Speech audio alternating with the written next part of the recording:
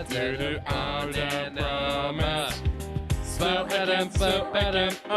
baby, I need you. Looking so fine in the street life. Heartbreak. This is the moment. What is going on, everybody? What is up, everybody? Fellow gamers. We are here today in respect. We are here today for respect of the lost. The lost on the rocks. On the rocks is gone. Well, it never was a thing. It's not. It's the one thing on YouTube still where in our channel link it says on the rocks there. Yeah, our channel link is still on the rocks. For those of you guys that don't know, our channel at first was going to be on the rocks because it was going to be bar themed. Yep. But then we realized that like none of it would have anything to do with bars, so it didn't really make any sense. Yeah. I mean that was probably the humor, but true, right? I don't know. Two rival bars. Yeah, I remember that. Yeah. We should still go back to that idea for like episode 100. It's like the only on the rocks episode, and we have like full bars all set up and stuff. That'd be fantastic. For episode 100, it'd be like celebrating the 100 episodes, right? But then we'd be something completely different. We'd be celebrating something we never did to begin with. Like publicly, guys, you all remember on the rocks, right? Everyone's like, "What? This is like a new thing they're doing." Yeah. That's true. That's true. True that, man. Very true. So very true, guys. Mm-hmm. Getting into the week, we got a lot of news to cover. We got many things. So yeah, we're trying to do something different, I guess. A new approach. Yeah. But I guess we'll jump right into the news. Go ahead and play the news song. News theme. News, baby. All right, here we go. Wow, what is that so backwards and forwards? News. It's opposite week. News.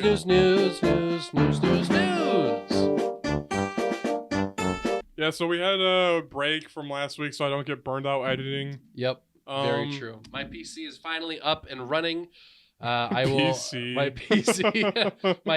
gamer laptop is you finally... have to say it every time.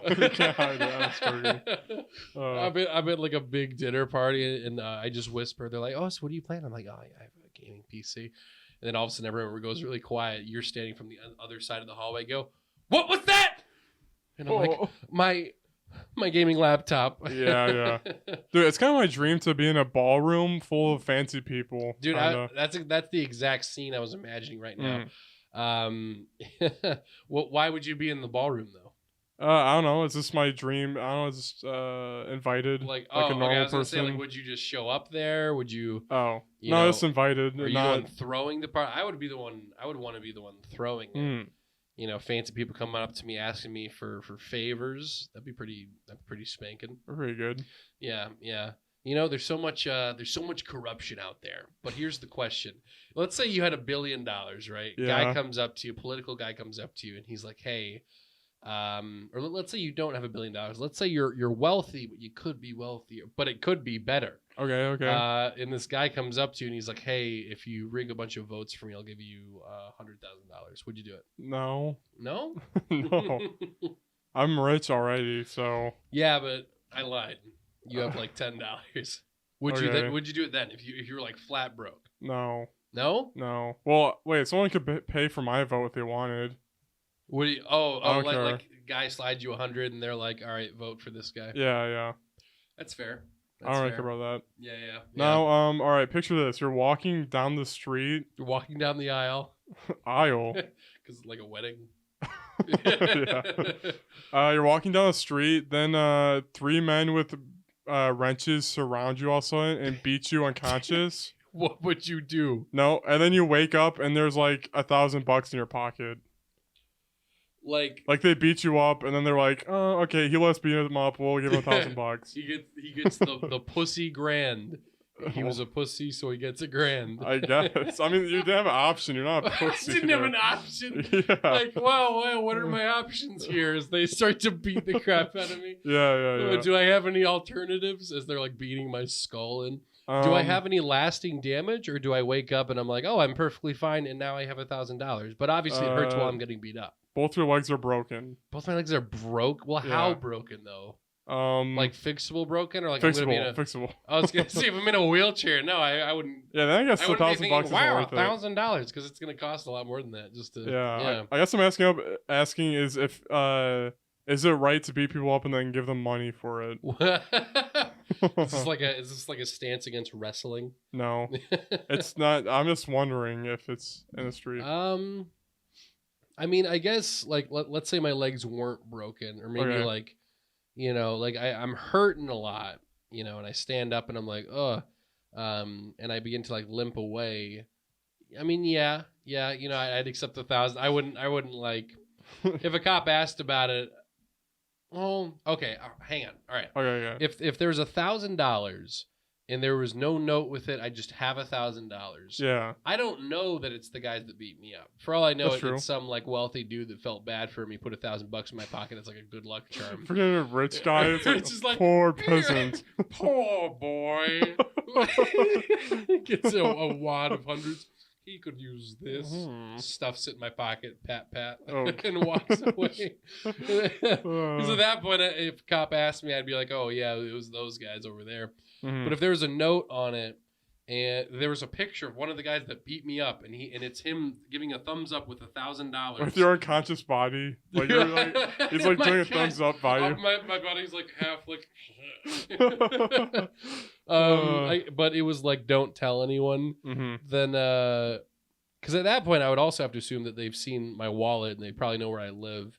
So at that point, I would probably just like let it go, because now I have $1,000, and now I have an incentive for them to like not rat them out. Yeah. All right. So what would you do?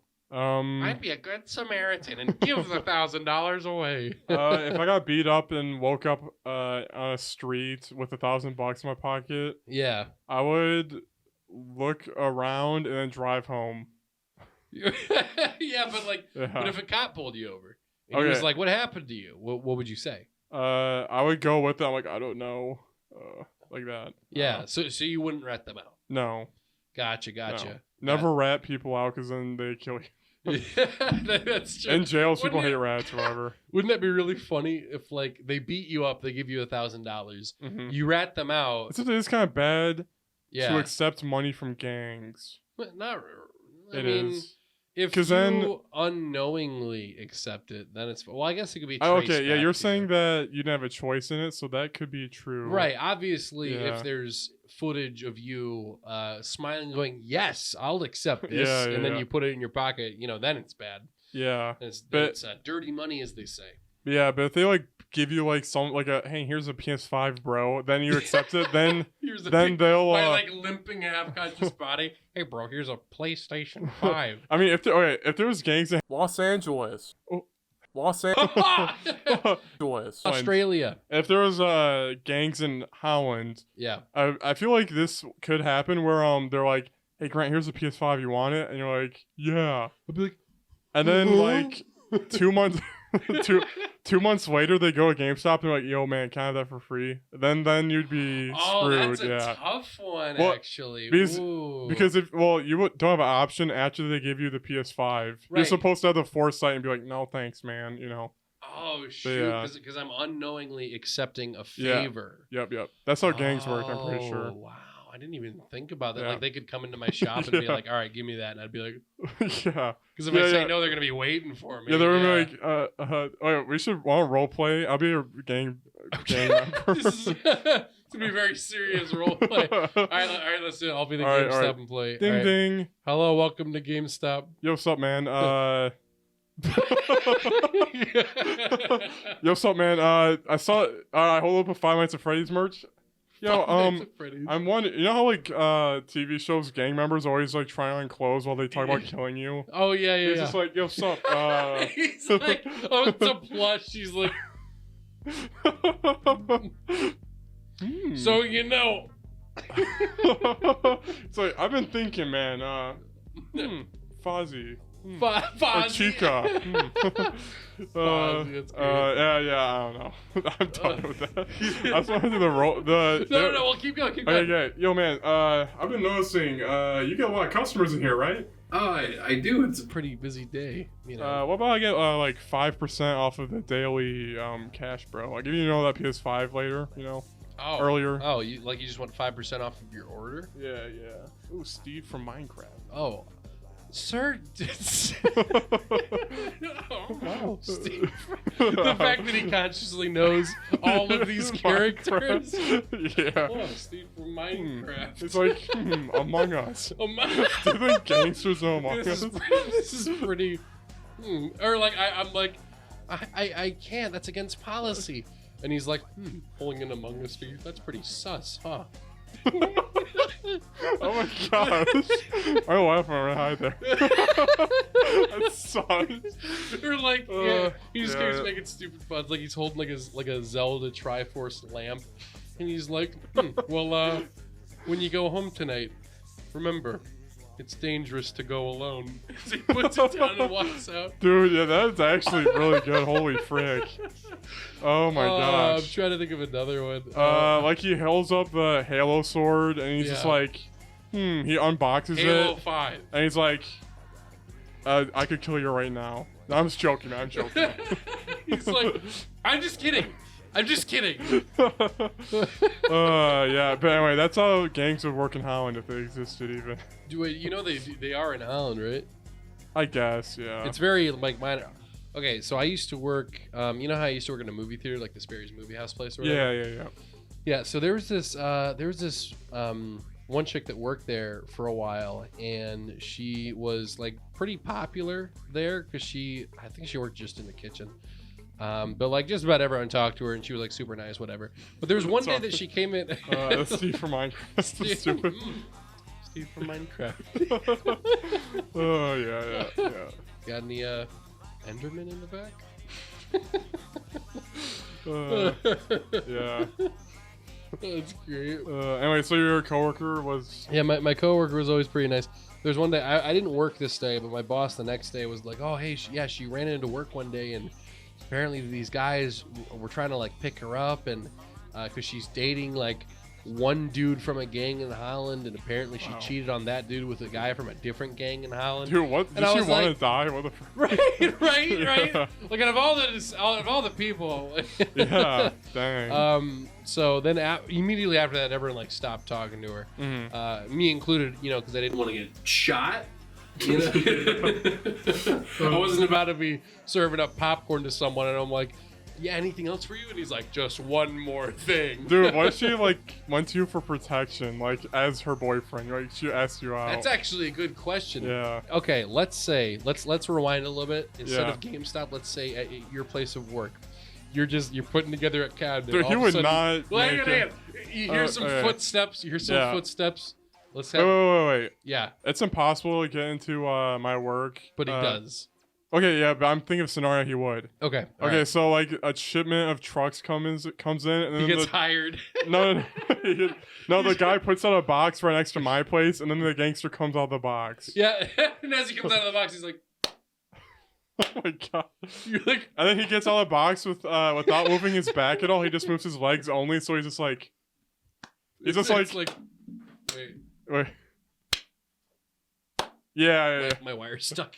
Yeah, like that basically. and he's like, Jacob, listen to me. And then he does. At that point, I'm dead. I can't do anything. They like organize a shipment towards me. Would you run? What would you do? Would you say like genuinely? What would you do? Gangster pops out of a case. Okay. You know, he's got a gun. It's loaded. Okay, I noticed he has a gun and it's loaded. Yeah. Is he gonna monologue or is he just going to for like kill right away? He's gonna monologue. Well, he's already done the slow clap, so he's gonna say something. All right. I say, what the heck? And then I like grab a hammer. I say, what the heck? I would grab a hammer, like throw a rubber mallet, and then start running. Okay. Because you'd have that like right next to you, or yeah. You'd have to like look through the toolbox. Wait. It's a bench. There's also another tactic I could do. I've thought of what would happen if a gunman walks in my factory a lot of times. Because I stay up on YouTube watching shootouts and how to survive that stuff. my favorite ones of those videos are like, if you're ever in a burning plane and it's crashing toward the ground, remember to breathe. And I'm like, oh, I'll remember.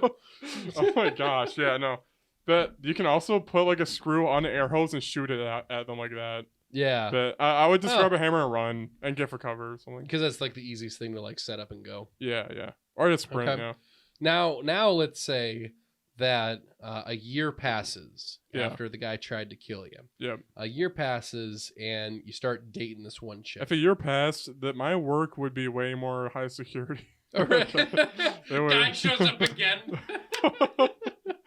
Oh yeah. But let's say there was a really cute girl at work, and then you guys are talking, and she's like, "Hey, Jacob, I need to be serious with you. I need you to protect me." Okay. Would you do it? Really cute girl. She's like the girl of your dreams, and she's like, "We're gonna be together forever." She loves playing Among Us. Oh yeah, I'd be like, "What are you in trouble with? What do you need protection from?" Yeah, and then she shows you a picture. He's called the box gangster. He pops out of boxes and slow claps. His worst fear is rubber mallets. And then you go, I just told her go to the cops. Sorry. Like oh, yeah. But you wouldn't be like, baby, I got you. No, because well, I mean, you could look at it like this, like you'd say that, you'd be like, hey, baby, I got you. And then you could call the cops and just be like, Oh, I could help her call the cops. I'd be like, I can help you, but I'm not gonna fight a guy. Fight a guy? Yeah. Oh, it's great. Isn't that what she's asking for, basically? Basically, yeah. She's like, I need you to be at the town center at noon. At the crack of dawn. Bro, yeah. I swear one of these days you're gonna be like, hey bro, why don't we record in town or something for some reason, and then I get into town and all of a sudden you're in a draw with like some gangster. Can we ever record in a GameStop? In your GameStop? In a GameStop? I mean, there'd be customers. That'd be freaking funny though. Okay. You would be working and you would be the only one like scheduled for the day. Yeah. Could I set up a stand outside the GameStop door? I probably could do that, right? Yeah, it's public interview property. People. That'd be stupid. No, that'd be really funny. I'm copying our podcast. They do that already. They interview people. Like walking into a shop. There actually is an episode where they interview people in front of a GameStop. Yeah. Oh. Yeah. Oh, well, we could still. I don't know. But the original idea was I want to be in there and then like I ask what items they're looking for and stuff. Yeah, that'd be kind of fantastic. Yeah. Or we could go on a day where I'm not working, so we could both sit at like a little table, and then we like talk to people as they come in. They're like, "Hey, what are you coming in for?" And then we could just, I don't know, talk to them or something. Yeah, it could be good. Yeah, I'll be copying on our podcast, but also we're punching up, my dude. We freaking let's go. Dude, we're going against the Mafia. Woo! I think we deserve a round of applause. Guys, the draw is this Saturday. Life or death. This is it. This is the sinking clap I forgot to do. Woo! Yeah! Oh yeah! Anyway, let's go to the news. Back to the news. I don't think we did any news to begin with. Did we? I don't think we did. How we get on the subject? I don't know. Gangsters in Holland. Gangsters in Holland. Oh, that's so funny. Oh, sorry. We're all through the first loop, so let's go. Let's wait for the loop. Alright, we got to the loop, guys. Oh, frick, I can't stop it. It's not stopping. Alright, we'll turn it off. Oh. I can't turn it off either. I can't turn it off. Alright. So guys, anyway, the first piece of news. Why is it not turning off? Wait a minute. It's not coming from the mixer. Linebeck is here. Yeah. Linebeck. Look, it's Linebeck, right? I literally can't stop it, and also I can't start another soundboard. What the heck? Oh. I got it. Okay. Okay, we got it. We're fixed. We're back. What's up? Linebeck went a little too crazy. Man. Linebeck bit off a little more than he could chew. He is like the best captain in all video games. All right, let's go. Is that what he says in that game? No, that's the Wind Waker thing. Oh, because Justin always does that voice. I have no idea what it's from. He's like sploosh. That's when you're playing. It's not the bid. It's the one. The big It's like bitty it's bitch. Battleship. The big bitty bitch. What? Big old biddies. Anyway. Big old bitties. All right, guys, Big we are old into the bitties. news. Play the we are news covering- song. Where? I'm scared. We are in the news. Let's go. We're 3 weeks worth of news. Let's go, Pikachu. We like to deliver Let's go, the Eevee. relevant news. Relevant news. All right, first news. Yep. Dota anime announced. This is very cool. Don't It was announced and it's releasing March 25. Wow. Are you gonna watch it? Yeah. I'll watch it. I'll check it out. Nice. Maybe that'll get me more into the games. Maybe, yeah. The Yosuke, voice actor for Yosuke, is also in the show. Yeah. Congratulations, You know Yosuke. that should be the one celebrity that we interview at some point. You know. Okay, yeah. Yeah, but we never talk about voice acting. So we just call him Yosuke, like So Yosuke. don't even acknowledge he's a voice actor. He's like really pissed off. He's like, I'm really sick of you calling me Yosuke. And I'm like, dude, Yosuke wouldn't say that. like, Would he? what's his real name? We're like, Yosuke, as a gift for coming on, here's a bicycle. So dumb. Don't let Chie grab it. He's like, yeah. voice actor for man. Yosuke, please come on. It'll be great. Yeah, but yeah, Dota anime, pretty hyped for that. This is like the first time Valve is marketing Dota ever. Hopefully they added tutorial mode for the noobs that join after, because there's no tutorial mode. It's freaking hard to get in. It's the hardest game in the world. So Yeah. Is so out of Dota, this is just for pure curiosity. Out of Dota, League, and WoW. Yep. What one's the more popular one? I'm assuming WoW. Dude, instead of WoW, like it's a Wow. MOBA, dude. Like WoW. Okay. Isn't that the acronym for it? You're World of Warcraft, right? Yeah. Okay, there are different categories of games, all right? Oh, are they really? So, WoW 3 had custom games, which was the original Dota, okay? That people modded World of Warcraft to have a Dota mod in it. All right, and then Blizzard, who owned World of Warcraft, was like, they're like, Valve, you can buy the rights to that game. We don't care. Like that. So yeah. stupid. And then Valve was like, all right. Then they took the original modder and made Dota 2. And now it's freaking, raises $30 million for the international. Oh, dang. So then Blizzard recently, and also that's like, I don't know how recent, they made Storm, Heroes of the Storm. Yeah. I don't know if you played that to get an Overwatch skin. Did you? They had Overwatch skin events in that game. Nice. That's also a MOBA. Massive online battle arena. Yeah. And basically, that game got shut down too because Blizzard was like, "Oh, we don't care." They shut it down. The pro scene, at least. Yeah. League is also, I think some people left the Dota project and got onto League. I could be wrong. They joined League and then they just copied ideas from Dota. What other? Oh, Smite. There's Smite. Yep. What other MOBA is there? That's about the main one. Smite, League, and Dota. I just think it's really cool. Here's a Storm. But yeah. I just think it's really cool that a small indie game like Dota 2 has gotten so big. That's what people joke about. Was it actually? No, it's not. It's not indie game. Oh, okay. But they're like Valve doesn't help Dota much at all. So they're like it's community driven. It's like Melee almost. Yeah. Where it's like we're a small indie game guys.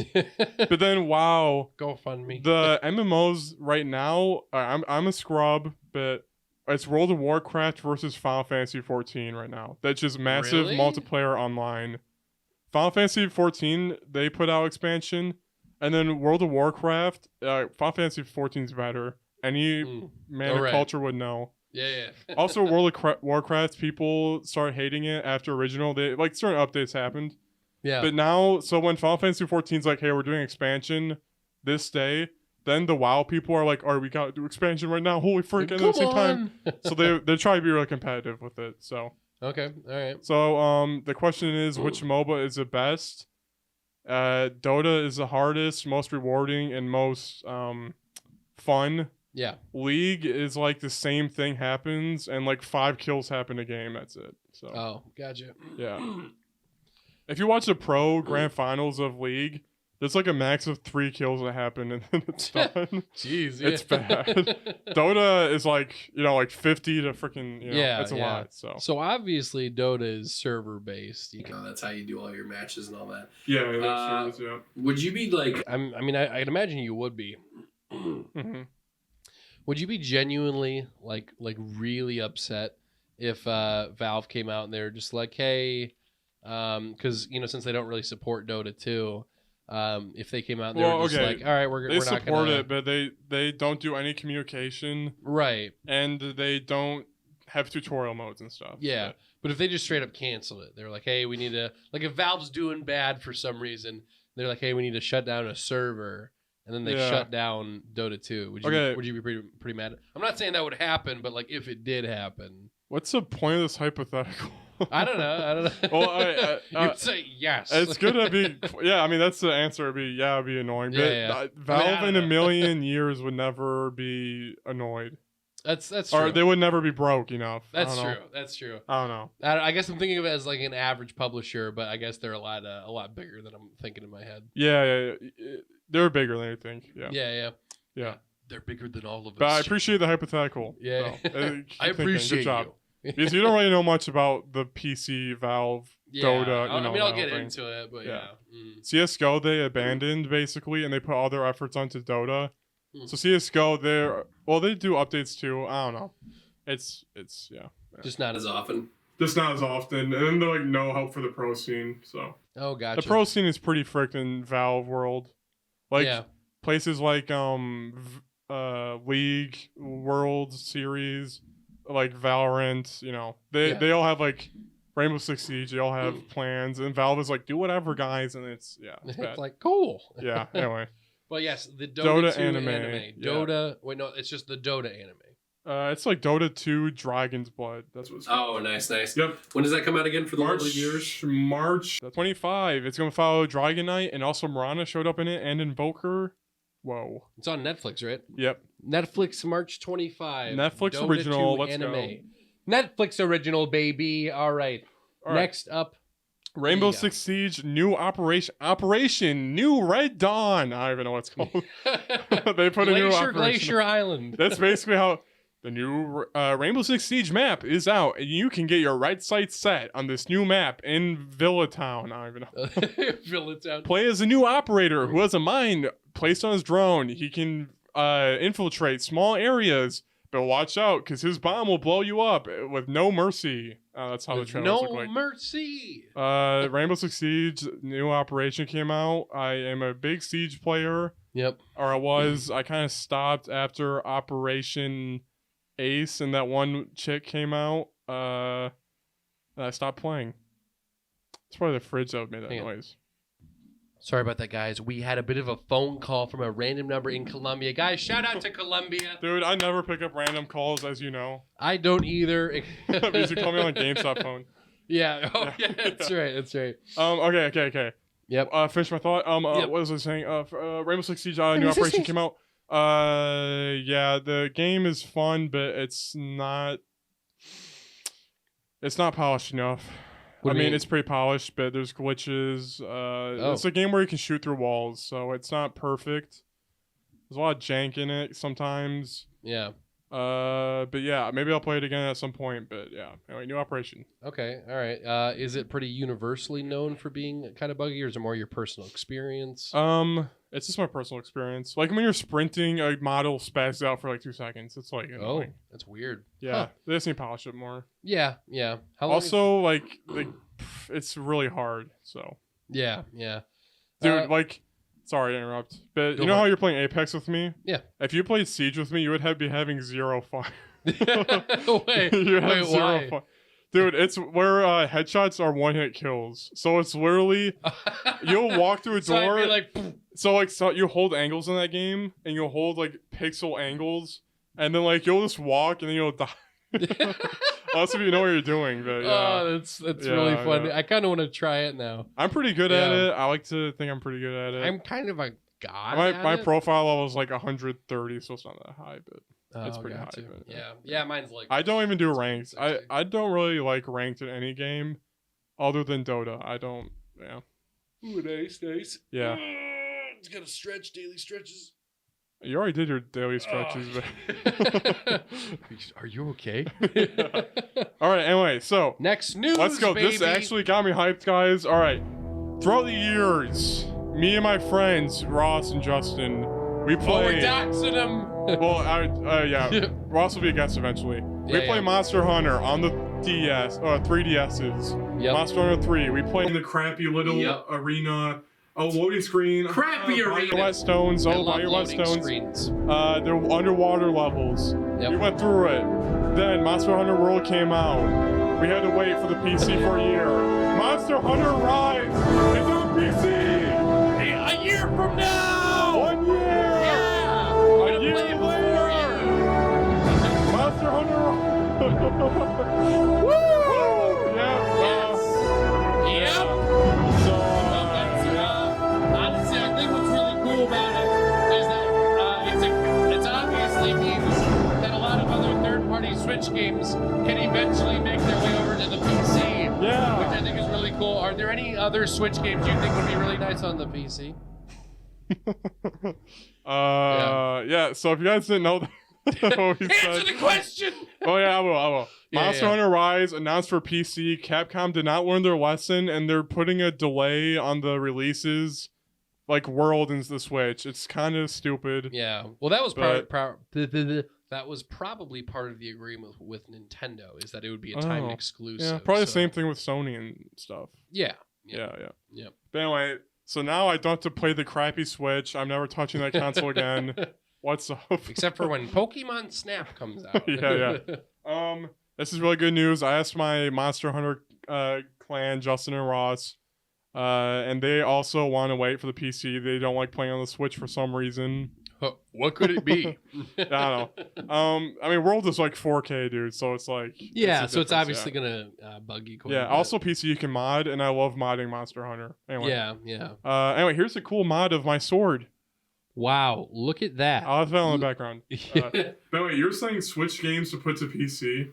Yeah. Because I mean, I read an article that it basically just showed that there are a lot of Nintendo's pretty cool with a lot of third-party games going on to PC that used to be exclusive. So like, it also happened with the Wonderful 101. Mm-hmm. That used to be a Nintendo exclusive, but then when Platinum I'd like to about it. I already know. Right. Well, okay, I know. Stuff like that. I'm saying I already know what I want on the PC. Oh, yeah. No More Heroes 1 and 2. Okay. Bayonetta 1 and 2. Mm-hmm. I think 1 is on PC. They probably on. Yeah, it's just 2. Yeah, and 3, I guess. And No More Heroes 1 and 2, I purposely looked. It's not on PC. Yeah, I love it. I'm currently, well, I say currently, but I haven't played it for like a month. But I'm you playing. You screenshot it. I'm playing this. Look at what I'm playing. I crap on you too much for that. Literally. I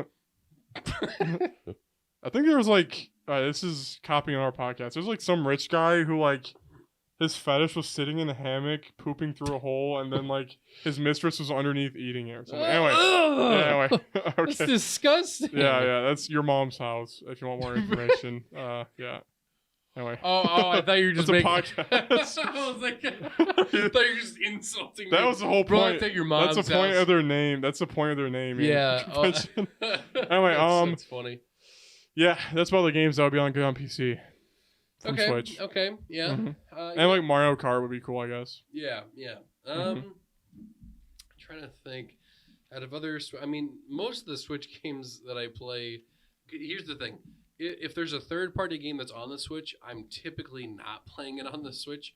Hence, like Persona 5 Strikers. Did you there's not a Switch version, but get Crash on the Switch? No, I didn't get Crash on the Switch. Okay, I was wondering. On the Switch. I was wondering. just chill, bro. Chill. Chill. No, I mean, that Crash is just. I feel like that's one of those things just weird to get it on a console that isn't PlayStation, because I'm used to it being on PlayStation. But yeah, no, I don't know. I think it's a cool premise that third-party games could go onto different platforms. Like the last Game Freak game that was on a different platform, which was Little Town Hero, which was a bad game. Yeah, you played that game? No, I played the demo. I didn't. I know it sucks, so. Yeah. You can't say that unless you played it. Yeah. There are a few games that you really don't have to play, and it's still kind of like, it's pretty much garbage. Yep. All right, last of my news. Yep. Japan studio is ceasing to exist. Do you know who they are? Every Japan studio. They're the studio that helped Sony out. Yeah, they made Astro. Yeah. No, they didn't. You're wrong. Huh? No, I'm pretty sure they didn't. I'm like pretty sure. You're wrong. I have an article that defends me. I'm like pretty sure. Yeah, you're wrong. Look up who made Astrobot Rescue Mission. Asobi team. Huh? Asobi team. Yeah, but I'm pretty sure Japan Studio, like the logo pops up. Bro, it's in an article. You're wrong. Yeah. Here, look it up real quick. Okay. Or just type in Japan Studio I got it. Games. Yeah. All right. No, not the specific article. Just Google it. No, I'm looking at the article. Right. Well, freaking Wikipedia. A development team lives on in a Asobi team, creators of one of the arguably best PS5 games today, Astro's Playroom. Oh, so it's like they're like a part of it or something? Now they are. Okay, because I knew for a fact that the logo popped up. I guess that's what it was then. Okay. So I'm half right. No. Well, it's still it's related to it. They didn't make it. It's related to it. No. Now it is. No. All right, so Japan Studio, they made games like Ape Escape, Knack 2, and they helped out with like Demon Souls remake. They helped Blue Point, I believe. Wow. And frick, my headphones. Oh. They are being moved to the other only like PlayStation company in Japan, which is Asobi team, who made Astro's Playroom. Oh, I see. Yeah. So you were not right. But anyway. Let's be very just on the green screen, like wrong every time I say it. But, oh, that's funny. You and me were discovered earlier that for 25 years the PlayStation buttons on the Japan controllers, when you hit circle, that was confirm and X was cancel. Yep. But the PS5 switched those buttons around for the Japan. They didn't physically, but Yeah, the inputs on the controllers for Japan have always been opposite us, but now it's universal. Yep. And they weren't a fan of that, so apparently no one's buying the PlayStation 5 in Japan. PlayStation sales are really bad in Japan. Which is weird. That's strange to me because I know that aside from Nintendo, because I'm pretty sure Nintendo sells the best in Japan. Probably. I think it beats PlayStation. I don't know though. Well, does PlayStation beat everything in America? Because America's everything.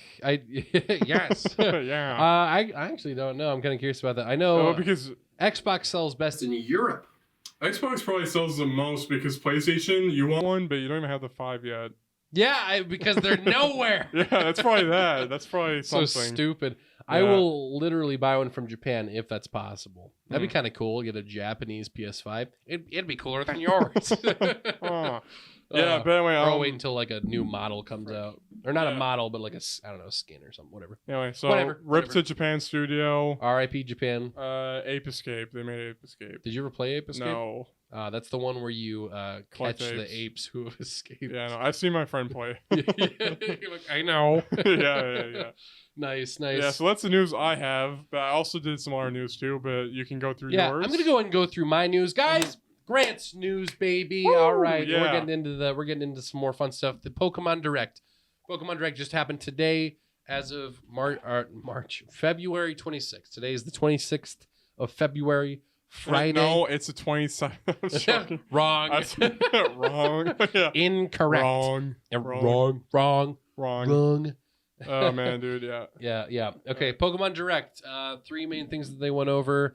First one we're gonna go over. So excited, Pokemon Snap. Whoa. I think I'm the only guy in the world who is not that excited for Pokemon Snap. It's fine. I think it's cool that they announced it and that they recognize like, oh, people want this, so they're making it. Mm-hmm. And like I admit that what I see looks entertaining and fun, but here's the thing: unless you played the original, right? Yeah, Me too, baby. Hey, why did you call me that? What, baby? Dude, give me a fist bump. Yeah. But the thing was, and I think I mentioned this to you before at one point. Yeah. Where Pokemon Snap on the 64, it's on rails.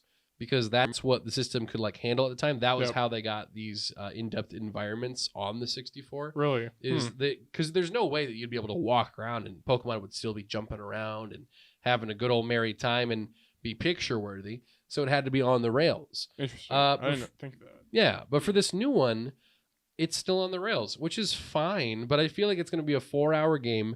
It's going to be a quality experience. And then it's going to sit on a shelf for a year until you're like, oh, yeah, there's a Pokemon Snap on the Switch. That's right. I think it's going to be one of those games. And I feel like the way that they could have made it so much better is like, let's say that you enter the game Mm-hmm. You know, you pick if you're a guy or a girl. Did they even do that? I don't know. I have no idea. Did they show Avatar in that game? I think it is just the standard guy or girl thing. Yeah. They always wear hats. Weird. No customizable hats. That seems to be the new thing in every Pokemon game. You can have your Gucci bag. Your Gucci bag with your Nike shoes.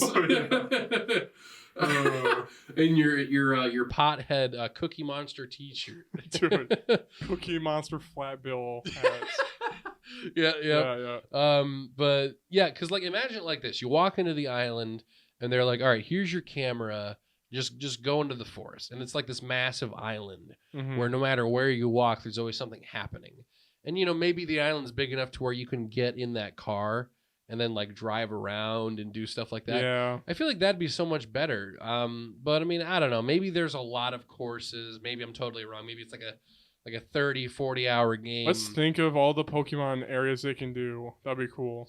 Okay, grassland. Oh wait, how many types of Pokemon are there? Like 9, 10? What was like 24? 24?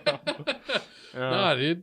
All the main elementals. Then they added Dragon and Fairy, and I think that's it basically. Yeah. So there's I think there's like 9. Right. Yeah. But all right. So there's a grass woods area that's boring. Yep. And there's beach. Beach. Yep. Volcano. Probably. I think there was an underwater one. Underwater. Yeah, okay. So volcano. Mountain. I haven't seen any mountains, but yeah, let's go with mountains. So, desert. Have we said desert? All right, desert's good. Yep. Desert. Okay. So we need like same amount of areas as there is types of Pokemon. Clouds, airplane. I don't think they do that, but sure. I'm thinking of like the bare minimum. I don't know. Right, exactly. Yeah. It's like because I feel like they're gonna release like 4 or 5 courses, but you can do it day and night. Oh, and like different Pokemon pop up. Yeah, which is fine, but it's just I don't know. I feel like they could have done so much more with it. They could have had like I don't know, even like a VR mode where you're like snapping pictures as you go. That'd be cool. But no, you're gonna pay $60 for it. Like here's the thing too. It's a thing with pricing as well. Like right. It's like I don't mind paying $60 again for like Mario Kart because it's a big game, comes with DLC, whatever. That's fine. Hyrule Warriors Definitive Edition, $60, all the DLC, that's fine. But even when Pokemon New Snap or whatever it's called is a brand new game, I just feel like $60 doesn't justify it because it seems like it's a game that took like maybe 6 months to make. And again, I could be wrong. The game could come out, I could play it, and all of a sudden it's my game of the year. It's the best thing ever. But I don't know. It just doesn't look impressive to me. It just seems like it's a cheap attempt at nostalgia. Like, hey, you remember Pokemon Snap? Well, buy this one. Yeah, I think the Game Freak or the Pokemon Company, they definitely stopped caring about their games. I think. Right. Like Sword and Shield is just like. Yeah. Easy as piss, not really engaging. I mean, it's for children. It's for babies. But I mean, the older games are for children, but adults play still. Yeah. Like even I don't know, even Y I had like trouble with, and I'm like the one guy who enjoyed Y. Tiano, I cry at his dancing at fireworks. Yeah. But yeah, so it's kind of whatever for Pokemon Snap. But moving on to the next announcement. Pokemon characters and stories. It's like you go to a firework. All right, this is Pokemon Y. Yeah. You're in the white mansion place where there's a Furfros. And there's hedge mazes. Yeah. And then like you go on top of the building, and then the one girl's like, "I remember this moment forever with you, Jacob." And I'm like, "I'm not gonna remember. I remember now, actually. I love you. I remember you. Holy frick! That was like spiking. What the frick? Whatever your girl's name was, I remember you. I love you. Yeah, she's like, "I'll remember this moment forever." And then it's like. Who are you? I don't remember. It's just a girl. That's it. Yeah, That's all I remember. It's just a woman. Like, yeah. Oh man, but no, I agree with that though. Where the stories are just kind of like whatever. I remember liking the story in Pokemon XD Gale of Darkness. I remember liking it in Pokemon Black. Oh, nice. But speaking of Pokemon Black, we're gonna rewind one.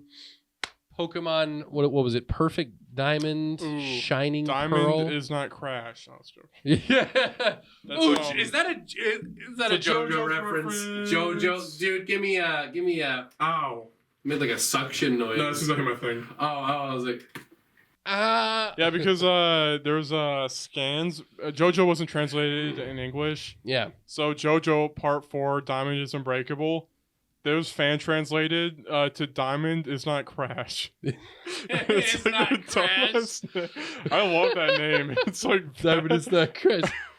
So, okay, when you first said that, I thought you were making some stupid like Crash Bandicoot reference. So I was like, okay, yeah, I guess it's supposed to be Diamond is Unbreakable, but they're like, Diamond is not Crash. It's not Crash. It's bad. That's my favorite. Oh yeah, that's my favorite thing. Yeah. It's good. It's good. But yeah, Perfect Diamond and Shining Pearl. Yes. Before I get into my thoughts, what are your thoughts on it? Were you surprised? Were you interested? Are you gonna buy it? It looks like it's exactly the same. They're going with the Link's Awakening thing, but less artistic. You know, like Link's Awakening was like toys or whatever. Yeah, it was like Charming. Charming, yeah. It looks like that, but less cool.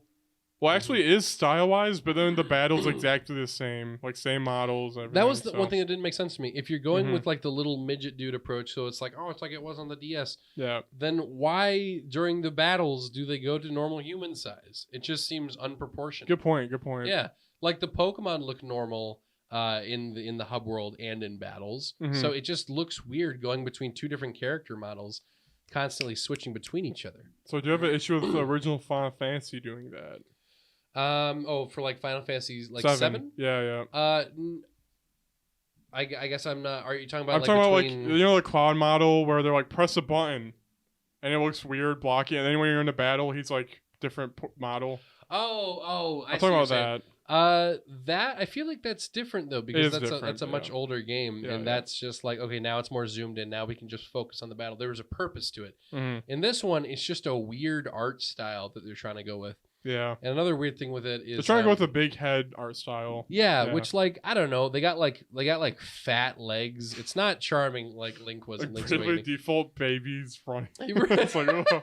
Right, it looks like that. And like for some reason when they're walking, I don't know if you noticed, but it looks like they have like a constant limp. Oh. It's weird. Yeah. So like am I gonna play it? Yeah, I guess I'll play it. I'll probably play it. Yeah, I mean same thing with Sword and Shield. Like there were definitely issues with it, and I'm sure I'll have issues with this one or whatever. But like I'm decently, I'm tolerant, down for it. Yeah. Like I'll play it, I'll beat it, I'll try to collect as many Pokemon as I can. But just initial reaction, I'm not huge on the art style, but I guess that's something you can move past pretty easily. Yeah. So not a big deal. Any other notes on that one? No. Okay, next up, we have Pokemon. This is the first Pokemon game where you get to face God himself. Oh my gosh. What was it? Pokemon Legends Arceus? Yeah. Arceus? Arceus. In the trailer, the chick said Arceus. So okay, Arceus. So Pokemon Legends Arceus. It is literally Breath of the Wild. Yeah, dude. Plus Pokemon. Massive open world. It's so and weird. Pokemon at 20 frames a second. Yeah. Can you put up the video of the one Hoppip looking thing going? Yeah. I mean that's like normal in video games for like. It shouldn't be that obvious. What's an example? Like I'm remembering like in Yoshi 3DS games, like the background there's like Shy Guys pulling a crank in 30 FPS while the foreground is 60 FPS. Or like or like fighting games where it's 60 FPS in the front, 30 FPS in the back.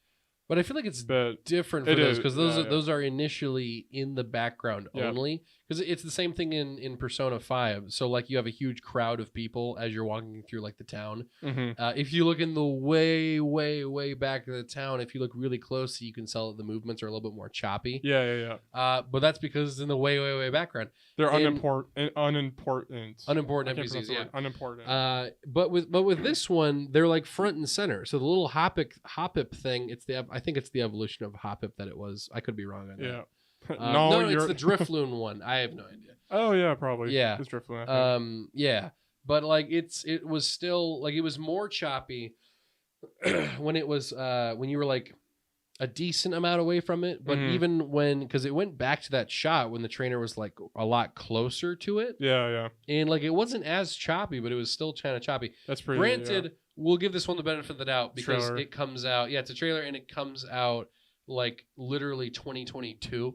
Mm-hmm. So they can definitely improve on it. I think Yeah. for an initial project that's going to take another year to come out, I am kind of down with this one. I think it could be like really fun. It did depending look- on what route they go. It looks pretty early with the shadows in the trailer. Yeah, I how think they just dark they wanted were. to. I think they wanted to show off as much as possible because Mhm. it's Pokemon Day. Yeah.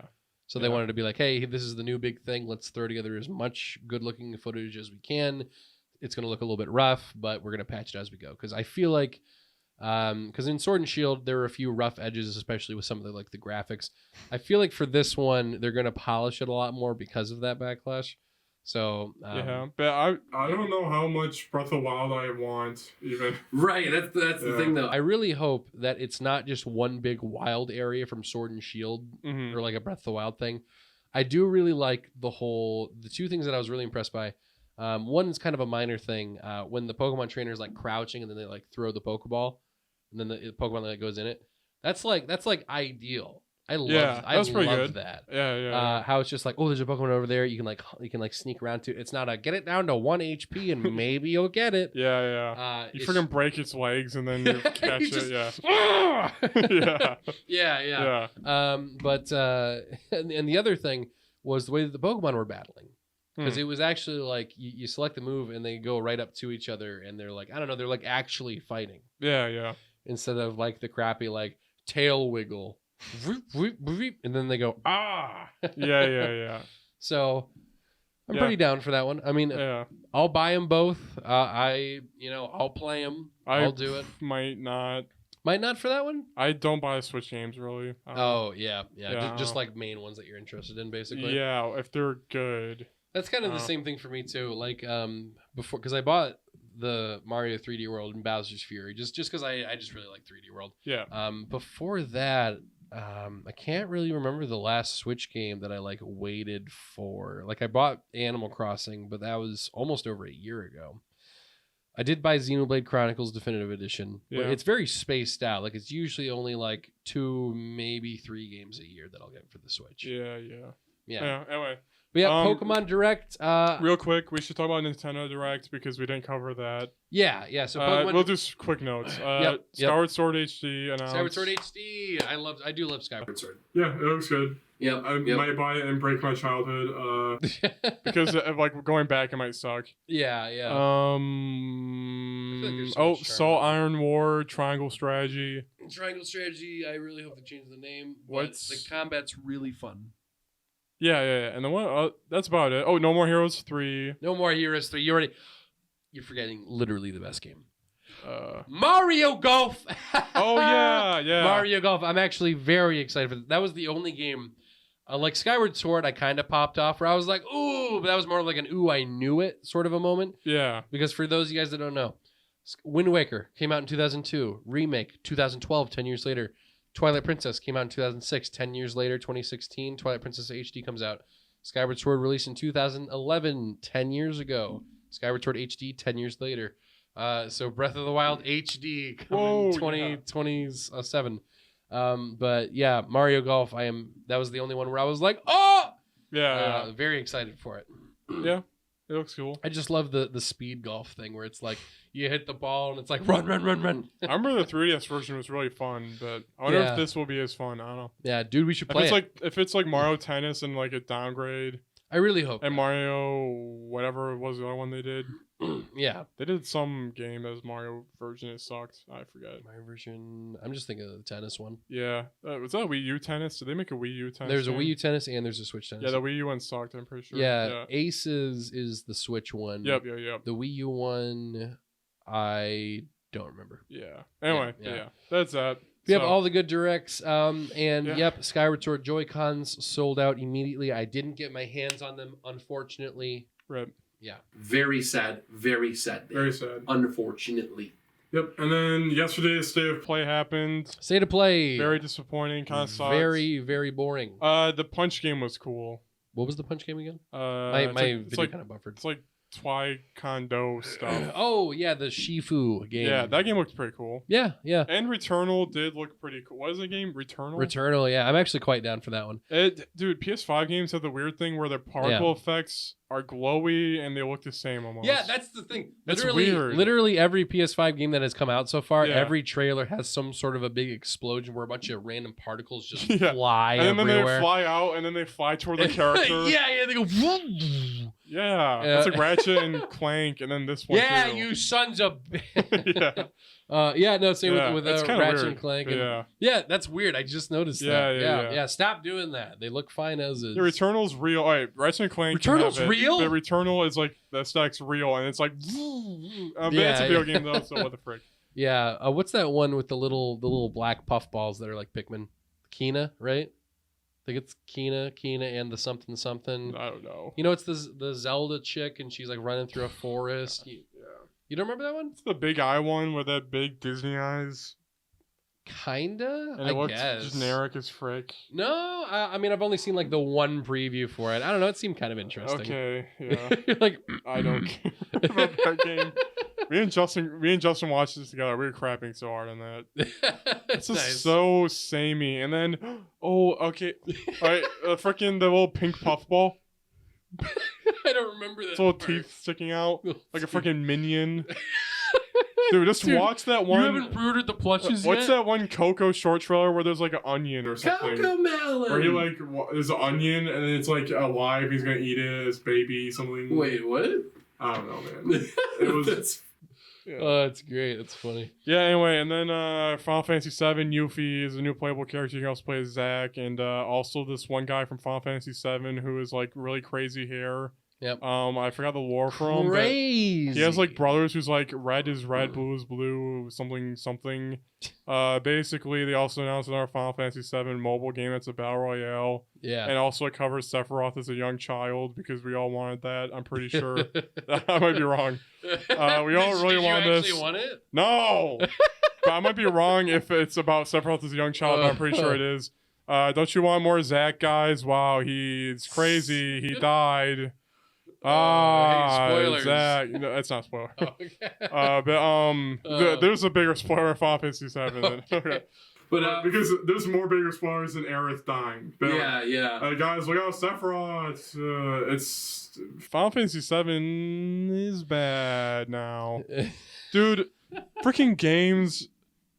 When people, if Zelda went more anime, it's like Is that what it is? This game is becoming Kingdom Hearts. It's kind of thought it was Kingdom Hearts to begin with. Well, I guess I haven't no. played too many games. Wait, do you think Final Fantasy is Kingdom Hearts? Well, to I begin guess with? Kingdom Hearts was Final Fantasy. It was technically Final Yeah, Fantasy. but with a Disney twist. Yeah, dude. Final Fantasy's going 7 is going anime as frick, dude. Yeah. It's just like like it's just a whole bunch of talking into a big sword fight that's coming up. It's like You know what I've noticed? what? In like every trailer and like every single Square Enix thing nowadays. Yeah. Why is it? I could be totally wrong about this. Mhm. Why is it that every single trailer is always Salt Iron. No, it's always it's Sorry. wholesome moment. Like it's just characters just being Yeah. cute, and then it's battle, cute wholesome moment. Like that's what I got Yeah. from the trailer the other day when they're showing off the new chick. Trailers are algorithmically supposed to make you hyped, but yeah. Yeah. But the new chick that they showed off, like the new chapter or whatever, Yeah, you. I actually burst out laughing at one point because her run cycle Dude, what do you is think the, like it's the like that- stupidest That's thing. what. She's Naruto and she goes, Yeah. I just started laughing. I was like, "What is this? This Dude, is clearly it's just just- supposed to be waifu." It's supposed to be waifu, yeah. Yeah, it's But like she's underage, and if you like her, then you're a pedophile. pedophile. Yeah, dude, it's just waifu crap and Yeah. anime garbage now, dude. Anime is so ruining it. stupid. I'm supposed to like anime. I freaking hate anime. I was kind of like anime. but Oh man, it's bad, this dude. is weird. But yeah, Final Fantasy VII. Play the Integrate. original. The original's the only good you'll get from Yeah, anything. yeah. It's the only good. Final Fantasy VII Integrate. Does integrate? Is that a reference to something? I don't think so. No, it just seemed like a weird. I don't.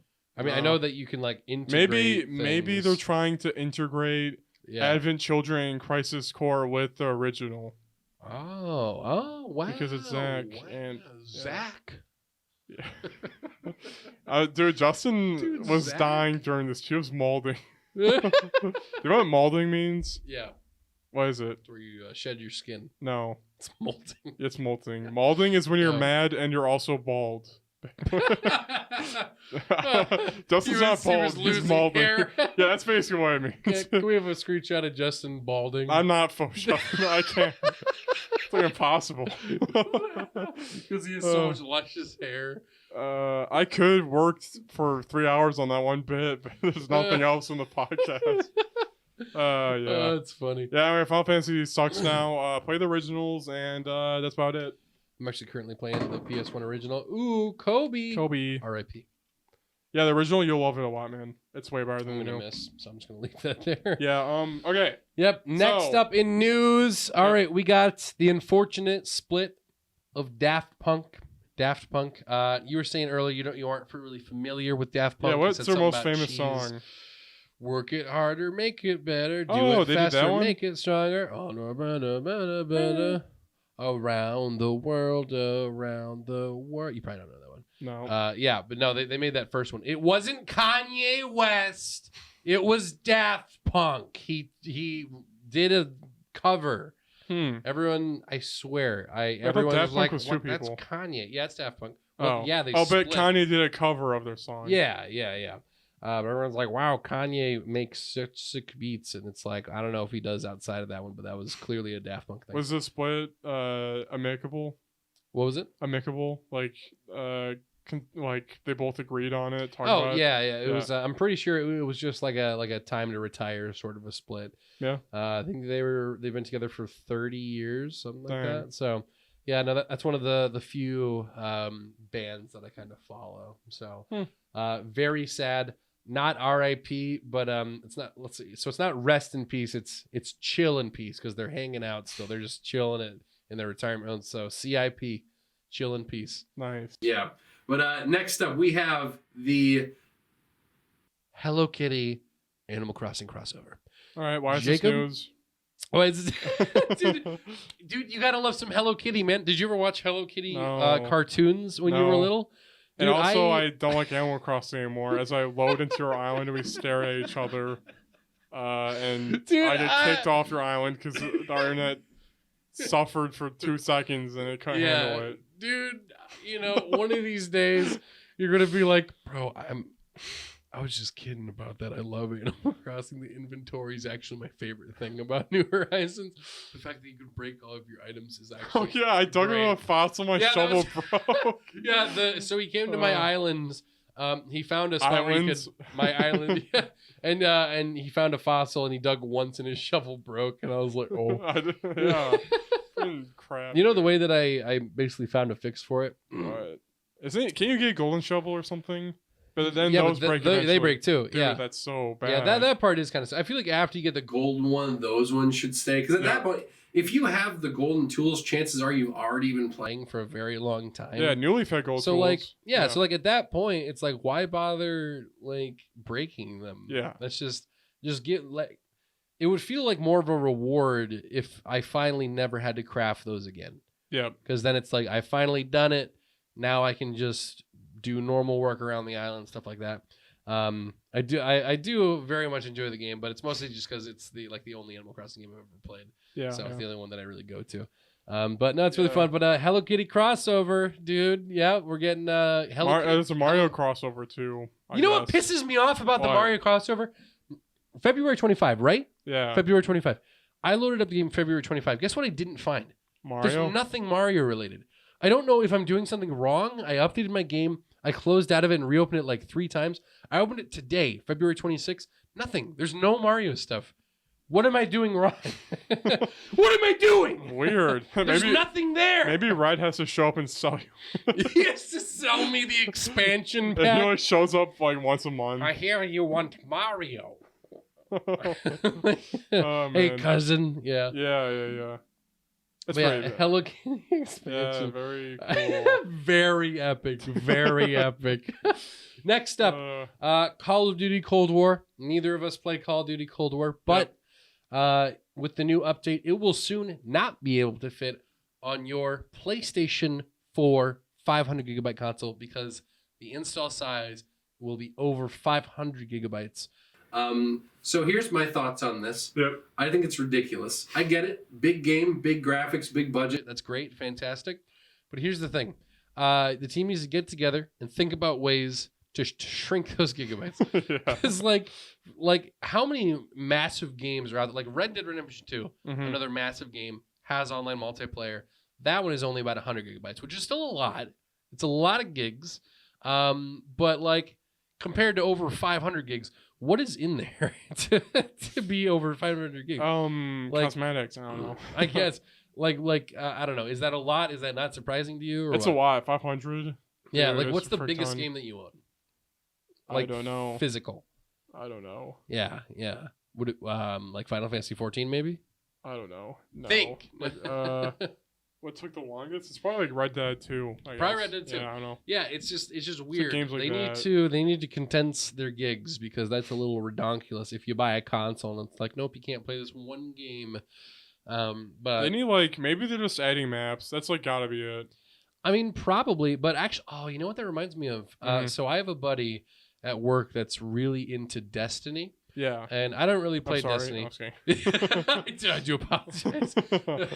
Destiny's fun. I love Gambit. Anyway, keep going. Oh, nice. But he mentioned, and this is like a really good idea. So essentially, what they did, if I'm not mistaken, is so they had a bunch of raids on all these different planets, and like every new raid or pass or whatever, they would add like another planet that you'd go and fight on. But eventually, the story got to a point because obviously the gigs kept adding up.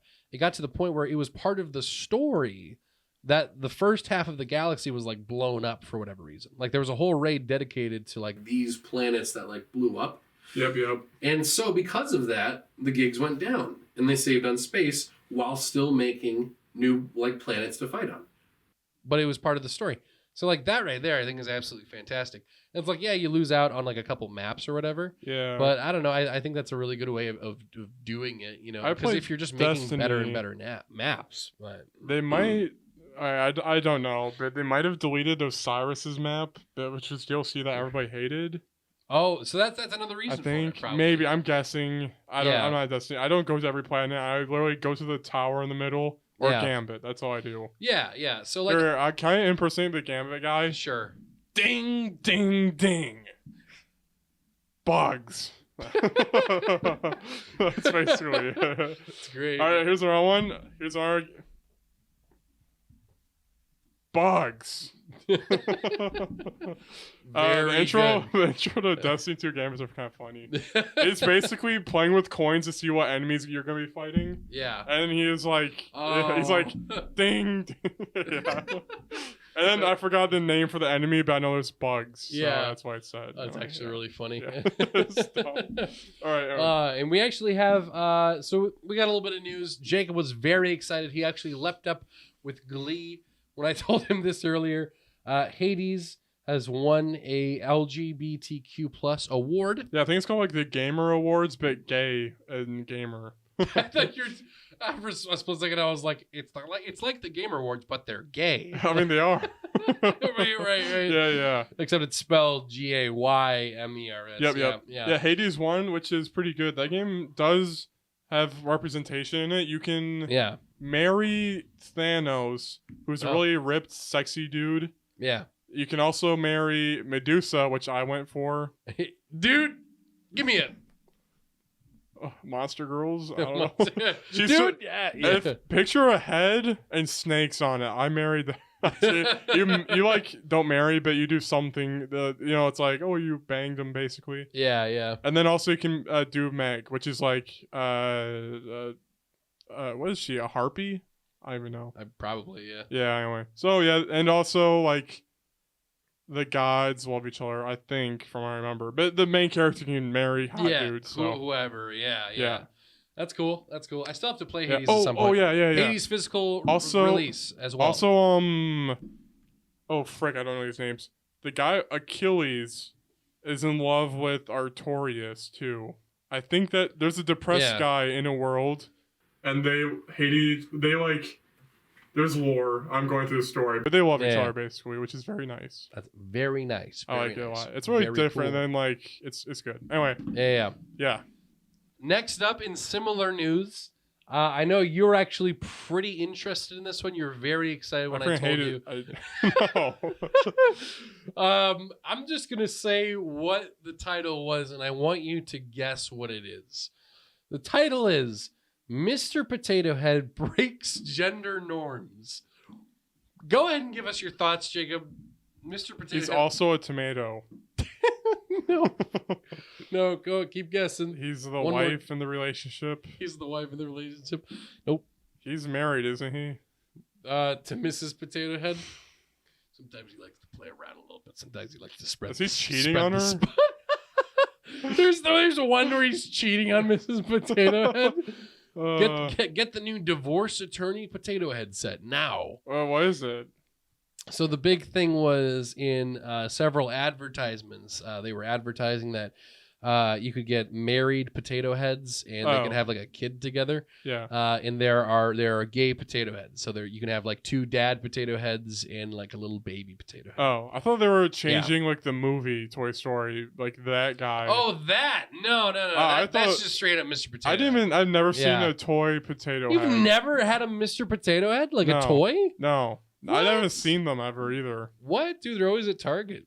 Well, when we go to your house later, you have to show me in your room. I actually do have one. Yeah. Yeah. Because I have that Toy Story. Yeah, you want to see my potato head? Want to see my potato's head? Yeah. Anyway, so that's it for the news. Very cool. That is very it for cool. the news, baby. Woo! All right. Let's check the timer on the cameras. What's that one? How long has it been going? Actually, I can look here.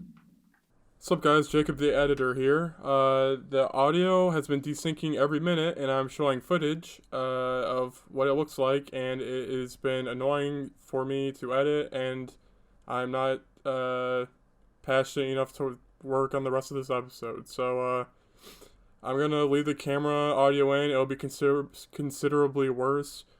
So you can either stop now or keep listening, whatever you prefer. So. Thanks for listening. Next episode will be better. Thanks. We are into weeks because we are trying to get this under 2 hours. I can't scroll up. I can't do anything. I think your mouse is dead. No, it's not. We shall go like, why does it go there? No, it's not. No, it's not. Alright, guys. So, I want to... Alrighty, everybody. I played several games, alright? Several games. Let's do it. I wanted to talk really hard about some of them, but let's talk about Little Nightmares 2. I heard you talking about it was your favorite game of all time. No. This is the only game I played in 2020 that was released... only game that was played in 2021 that was released in 2021. Yep. So it's my game of the year so far. Yeah, I was going to say, this is all you got so far. It's by default, it's number 1. I would have stopped playing this game if I didn't know that it was 4 hours long. It was good. Was it fun? Let's find out. I'll put gameplay there, but it wasn't fun.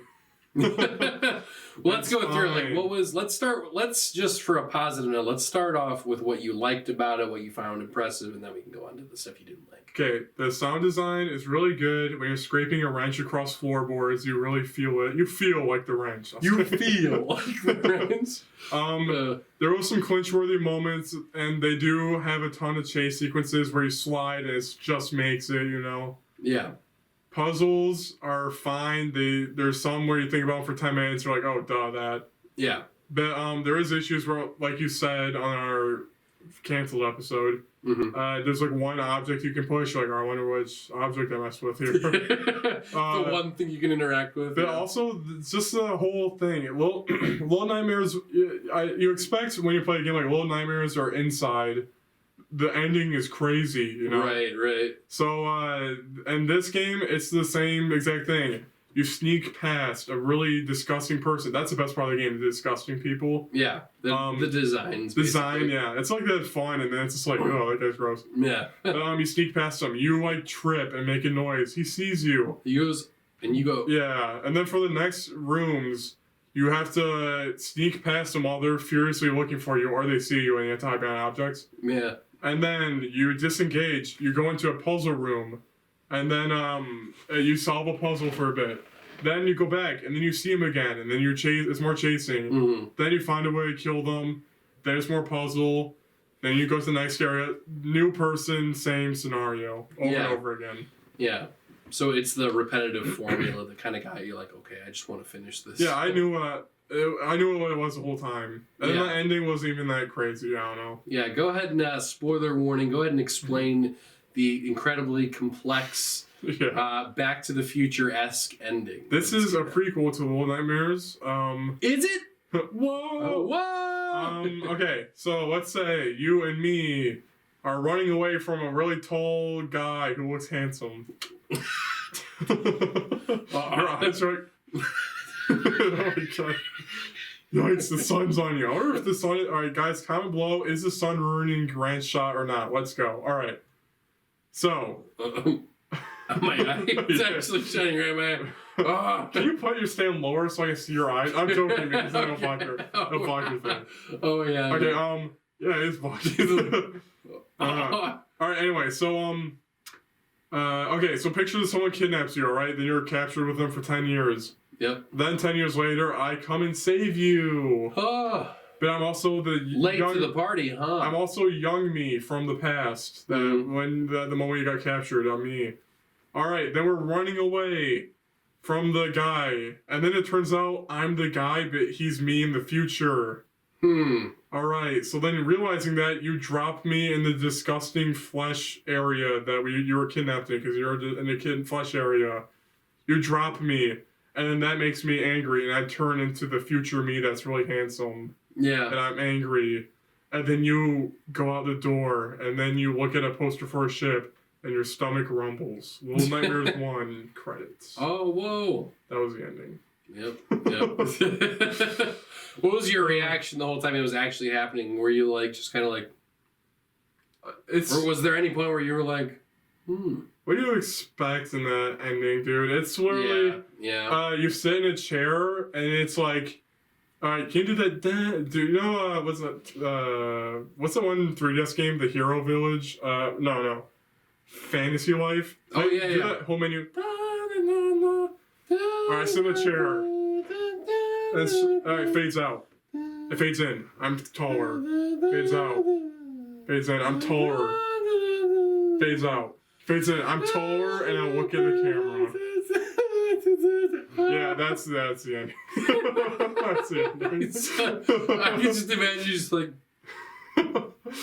angrily staring at it. I'm just not engaged with that, man. I'm just not engaged with it. Do you think it would have helped your engagement if you had played the first one, or not really? I've seen them play it on YouTube. I'm like, I watch YouTubers and have fun watching it. This time I'll play it. Yeah. Turns out watching YouTubers play it is more fun. I feel like it's the same thing with I feel like it's the same thing with like Five Nights at Freddy's. Oh yeah. Where it's like you watch someone play it and you're like, oh, that was kind of fun the first time you watch it. Oh yeah, stay and play Five Nights at Freddy's. Oh yeah, security breach Five Nights at Freddy's. Oh, crap. Yeah. Dude, gameplay coming out soon. So yeah, guys, we'll talk about more of my Game of the Year list at the end of the year. Maybe you'll play it later. Maybe. I don't know. Maybe. Yeah. Anyway, all right. So next up, I played Sea of Thieves. 2, 1, and pop. Got it. Wait, hop off. You're in the shot. I need one Okay. too. Oh no, I didn't mean off that way. You madman. I'm trying to save you. Get me? I'm coming to you. Dude, hurry. I'm coming. What? Dude. Get in quick. Sorry, turn the boat around. I got it. Yeah, You're a honestly, lifesaver. I was just gonna get off by myself because you guys were so distracted, but then it turns out Grant jumped also. It's kind of weird. Bro, I'm so grateful, bro. I could kiss you right now. I think what's have sex right now, bro? Bro, lean that little pirate over here. We cucked Jory so hard, holy piss. Oops.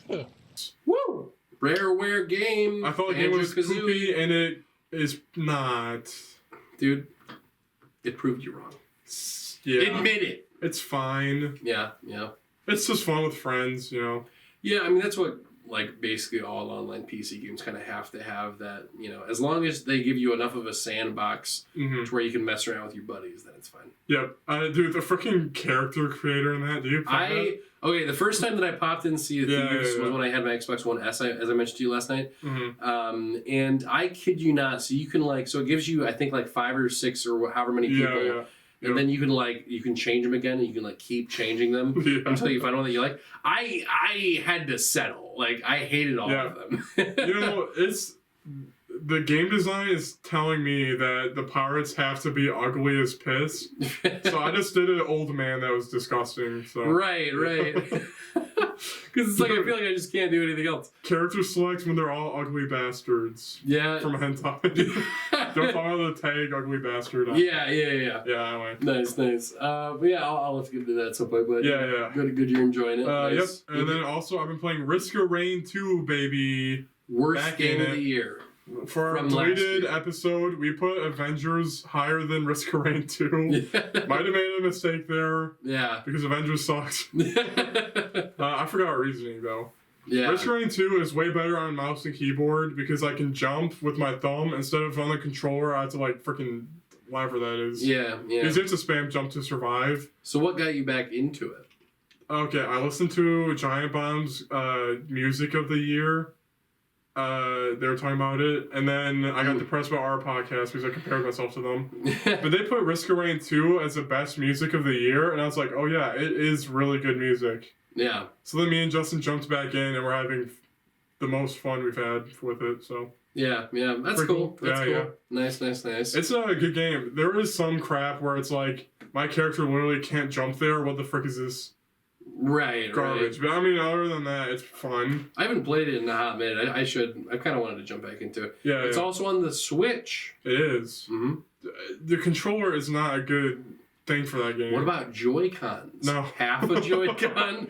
Oh my god. Wait, you can just have a Joy-Con? Yeah, dude. What the frick? Woo! No, you're really maxing it. I can't even know how to do it. Woo! Yeah. Try to do it. No, I'm good. All right. We have more. Just one more ball, please. One more ball. Oh, I want one more fucking ball. I want one more fucking ball. Oh, he does. So I beat Resident Evil 4. Let's go. You beat that last week. Let's talk about it. Yeah, it's a amazing game, dude. Yeah. You modded it, made it look even better. Modded it so the HD graphics, man, dude. If only every game was like that game where you just jump in. Yep. Story is funny. It's interesting enough. It gives you a reason to play. Yeah. But it's not too much dialogue where it's just I'm not playing the game. Let's do that one bit. Okay, but one sec. Yeah. I wanna games where you start up and it's 40 minutes of dialogue, then you get to the game. And you're like, oh, brother. I'm just joking. That's a Persona 5 Strikers joke. that is true. Though, yeah, I'm joking. Oh, yeah. Anyway, alright, so here's basically, I'll say the story. You play as Leon, you have to rescue the president's daughter from a village of Spanish-speaking cult members. Oh, wow. And Leon is a CSI or something agent, top secret agent. And, I don't know, it's just really cool playing as, a cool character, not Ethan. You're playing as Leon. He knows what to do, and you're him. Yeah. You're killing people, zombies and stuff. The final boss fight was a little underwhelming because I had 10 billion ammo, and then I killed them. I'm like, all right, it's fine. I always upgrade the Magnum in Resident Evil games. The Magnum's a damage dealer. Yeah. I always upgrade that so one shots anything it touches, basically. Nice. So, dude, yeah, the gameplay is just fun. It's just literally freaking top class. Yeah. I'm pretty hyped for the remake if they do it, but I had such a solid time. I don't know what they can do better. I mean, basically just improve graphics and maybe a dodge function. I don't know, man. It's really good.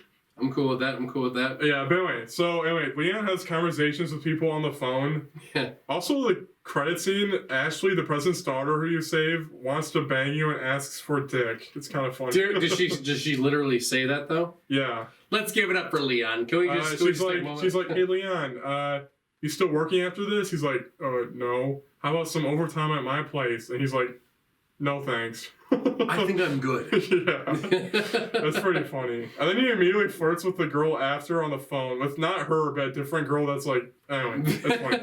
That's great. But anyway, you talk to people on the phone, and then like there's conversations between like the villain you're fighting, and for example, do you remember? Alright, so Leon talks to like the guy in the sewer, like a midget guy, who's like, I'm gonna get you. Well, Leon. And like whatever Leon says bothers him, so here, try to say something evil, like I'm sending my right hand after you or something. Ha! You won't be able to. Wait, am I the bad guy? You're the bad guy, okay? I'm sending my right hand after you. Wait. Actually, I'll be the bad guy. You be Leon and be like, say something quippy about. Do you want to improvise, or I could give you one? Yeah, no. I'll say something quippy about how a right hand won't kill you or something. Yeah, and how insult him back, alright? Yeah. Leon, I see you got this far. I'm sending my right hand after you. You won't survive him. It's gonna take more than a right hand to defeat me. Turn it off. And that's a conversation. that's basically it. Yeah. Did I do a good Leon impression? No, Was that? that was not good. Yeah. Anyway. Very good. No, he's like, it's gonna take more than a right hand to kill me, and they're like, yeah. Anyway, so Resident Evil 4 is amazing. It is fantastic. All right, and also, kind of quick, 20 hours left of Game of Thrones audiobooks. So then I'm caught up, baby. That's your wait. It's not still going, is it? Audiobook. Audiobook. Oh, so the audiobooks are still coming out, but the books are done. No. No? I'm catching up on the books. Oh, I'm gonna Dance with Dragons. Got 20 hours left. Gotcha. Get ready for my big book review next week. Big book review, baby. I'll have to read a book too. I'm gonna read Captain Underpants. It's so freaking. Oh man. Minty. Yeah, it's really good, man. Yeah, I'll check it out at some point. You showed me a couple of clips where I was like, yeah, we'll watch that together, I think. Yeah. Because I stopped watching together. Yeah. Together forever. Oh, wow. Yeah, Lastly, I played Dark Souls Remastered and beat it. What's up? Hey, do the nay. Do the nay. Oh, I'm going. Dude, you played some Bloodborne. What'd you think of it? Okay, so I actually really... so here's the thing. I started Bloodborne. I've beaten one Souls game. I've beat Jedi Fallen Order, which apparently counts as a Souls game. It doesn't. What? Who? Some freaking gamer? According to the GameStop TV. This is me on GameStop TV, not you that. That's cool. What was it one more time? GameStop TV. Yeah, GameStop TV. Only the GameStop TV, dude.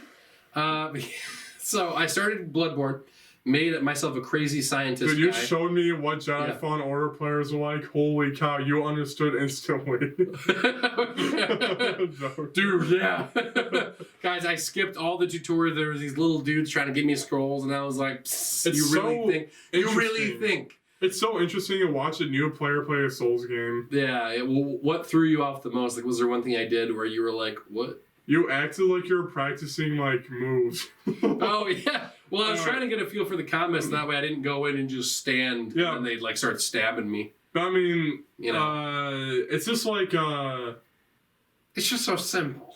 It's simple, right? Only for the simple mind. Like, I can go through that first world easy, because one, I played it before. Two, I know generally how to engage with enemies in Souls games. But then for you, like, one guy was a huge threat, and it was awesome. It reminded me when I first played. Well, that was the thing too. Like, I'll obviously still play it more. Yeah. But in terms of how proud I was of my completion, was completely vanquished. Because like I beat like 3 guys in a group, and I was like, yes! Oh, to the Bloodborne people, did it! He got to the streets of Varnum, and he beat like 4 people walking down the street. Yeah. And I was doing some quick moves. I was sidestepping. You know, I'm doing the nay. You're healing. You're doing all the. Yeah, I was doing all the stuff. And then Jacob was like, "Let me see it." And then he's like bolting through the entire place. Starts doing the boss. You know why I memorized it because I did that area so many times. Well, I even said it like while you were doing it, as I was like, "This is like 3 hours of gameplay for me." It's like maybe like 5 minutes for you. Like what I do with Soulsborne games is I clear out the whole map. Pick up all the items I can, and then I'm like, all right, I deserve to sprint past all these cogs now. Yeah. And I sprint past them. So. Okay, so you have to earn it before you can, like, skip it, basically. There's some enemies that will never respawn, so killing those enemies is, like, in your favor. And there's items in every corner, so exploring is good. Oh, okay. Yeah. Yeah. And also, if you just ran to every boss, you'd be level 1. And then but it's also interesting, because you took off your head armor, but every Soulsborne tryhard would be like, that's 9 defense. I need to keep that. Yeah, I just thought it looked better because I made Fashion Souls is. Face. I am a Fashion Souls boy where I'm like, it needs a match, you know. Yeah, because if my guy looks like some fat dumpling, I'm not gonna be like, wow, I did it. Yeah. You know, or that's Dark Souls, I think. Where you look like you're the big fat white onion dumpling. guy. Onion guy. Yeah. It's fun. It's fun though. Yeah, I like it. It's addicting combat. So. Yeah. I mean, I got a mod for Dark Souls, which made the lighting amazing. Ooh. But dude, this game is like Demon Souls was like an idea. Dark Souls was freaking the execution. Nice. It's so freaking connected, the world. Yeah. And it's just like freaking tight. It's good. That's cool. Dude, yeah, it's good. It's Dark Souls, man. Yeah. Good. Okay, nice. It respects the player where it doesn't tell you anything, really. It doesn't hold your hand. I did like that. I did like how the little scroll skeleton dudes, you didn't have to do it. But it's suggested, obviously. Yeah, that's it's more like, all right. Yeah, it's like, all right, do it. Go do your thing, you know. Yeah. Obviously, I read them for my own benefit. But Bloodborne is interesting because there's no boss right away. Dark Souls 3, there's a boss right away, and then you have to learn. Bloodborne, you'll play it to a boss, and then after that, I got to a boss, I ran to him. That guy's easy. There's one after that. That's the gate of get good or never play this game. Oh, really? So, yeah. Ooh, okay, all right. Or learn our game mechanics. Yeah. Get good, bro. yeah. But man, the freaking world, and it's so freaking dark, and Dark Souls 1, you play as a Hollow, not Hollow. You're a undead person. Yeah. And there's other characters like Solaire, you know, the praise the sun guy. Yeah. I thought he was like a meme, but he's like, gets depression, tries to find the sun, because he's like praising the sun. He's like, I don't think the sun reaches out to me anymore. I don't know what the frick to do with my life. I did a side quest, and he helped me on the final boss fight. That's cool. I like that. You're collecting like souls to become the Lord of the Flame and light the bonfire again. And the final boss is Gwen. His name's Gwen. Yeah. And this boss is easy as piss. And it's so interesting because like the game is so freaking difficult, and then the final boss is kind of like easy because he's an old man, and he's like, there's a reason the world's dying is because he's freaking old and crappy. Yeah. Can we reenact the final boss fight? No. Okay. So I don't remember enough of it because it's so fast. Once I play it, then we will reenact it. We'll give you guys the live action version of that boss fight. Yeah. Also, Patches shows up. You know, Patches is the guy who's in every Soulsborne game. Oh, that's right. Yeah. And I spared his life because I played enough games to know that you don't kill him and they'll give you good stuff. So, hey. Nice. It's just like stuff like that. Stuff where I learn from my mistakes. Like Patches, I killed him in every other game because he pushes me off a cliff or cheats me and kills me. But then I didn't kill him this game, and then that's the beauty of Dark Souls. You learn from your mistakes, do it better. Oh, there's a mimic in a treasure chest. Now you're checking each one, make sure it's not a mimic. Yeah. You learn, and it respects the player that way, so it's good. I do really like that. There's obviously. Would you say it is a good thing or a bad thing that there's a massive learning curve for the Souls games? It's good. Right. Because, I mean, I feel. I mean, I guess it's half and half because I feel like obviously for you, I don't even remember the learning curve anymore because I played so much of it. you're just used to it. I played Dark Souls 3 times, Bloodborne once, Demon Souls, Dark Souls 1. I only have to play Dark Souls 2. I played Sekiro as well. Because I'm assuming that Demon Souls, because isn't that one like one of the easier ones technically? No, that was hard. No, oh, was it really? Okay. I think the easiest one. They're all hard. There's no easy ones. Yeah. Because I'm wondering if they tried to. Well, I guess that is respectful. Wait. Because Bloodborne is the beginner one to do though. It is okay. Because it teaches you not to use a shield and a spear and go, yeah, like that. You're supposed to roll like a freaking YOLO master. Yeah. Now that I think about it, I don't think I ever did. I roll like at all. You sidesteps. Bloodborne has sidesteps when you're locked on, so yeah. You did. Oh, yeah. Okay, nice. The only issue with you was you backed off and you were supposed to jump in and attack more to heal again. But you didn't really know. You heal as you're attacking. Yeah. No, I'll play that more. Gameplay coming this Friday. Let's go. Not really. Yeah. Okay. Cool. Anything else for your games? No, that's it. Very good, guys. My game. Oh, sorry. Games, oh yeah, go for it. Last cancel podcast we did this. Dark Souls 3 is my favorite. Oh yeah. Then Sekiro, then Bloodborne, Dark Souls, Demon Souls, and I've yet to play 2. Right. Yep. Nice. Very nice. Sekiro, there was a boss that took 6 hours to beat, and it's the most satisfying thing ever, man. Did you enjoy? Or was it? It was satisfying at the end. Though, yeah, it was satisfying. Yeah. Nice. That's awesome. Dude, it's like samurai. All right, you fight your rival guy who's basically freaking a demon now. That's then right. you fight an old samurai king, and then the next phase of that boss, he pulls out a gun and he does like underhanded tactics. It's BS. And then you just learn it all. It's funny. Yeah, it's funny. Nice. Yeah. Okay. Well. Then to Grants Week. Oh, actually, hang on. Wait. Oh. It like skipped a few beats. Is it too loud, maybe? Yeah, that's weird. This is right. My week, Grants Week. Lineback? No, not that one. Lineback's not going though. Dude, okay. All right, here we go. Oh, not that one. Okay. Let's do D. Guys. Ow. Game of the Year 2020. We all remember that one, except we didn't release that episode. Well, maybe at some point. We will, maybe. Yep. Yeah, we will. Maybe. Let me move my mic. We gave you a hint. Risk Rating 2 is below Adventure. above. Yeah. But here's the thing, guys.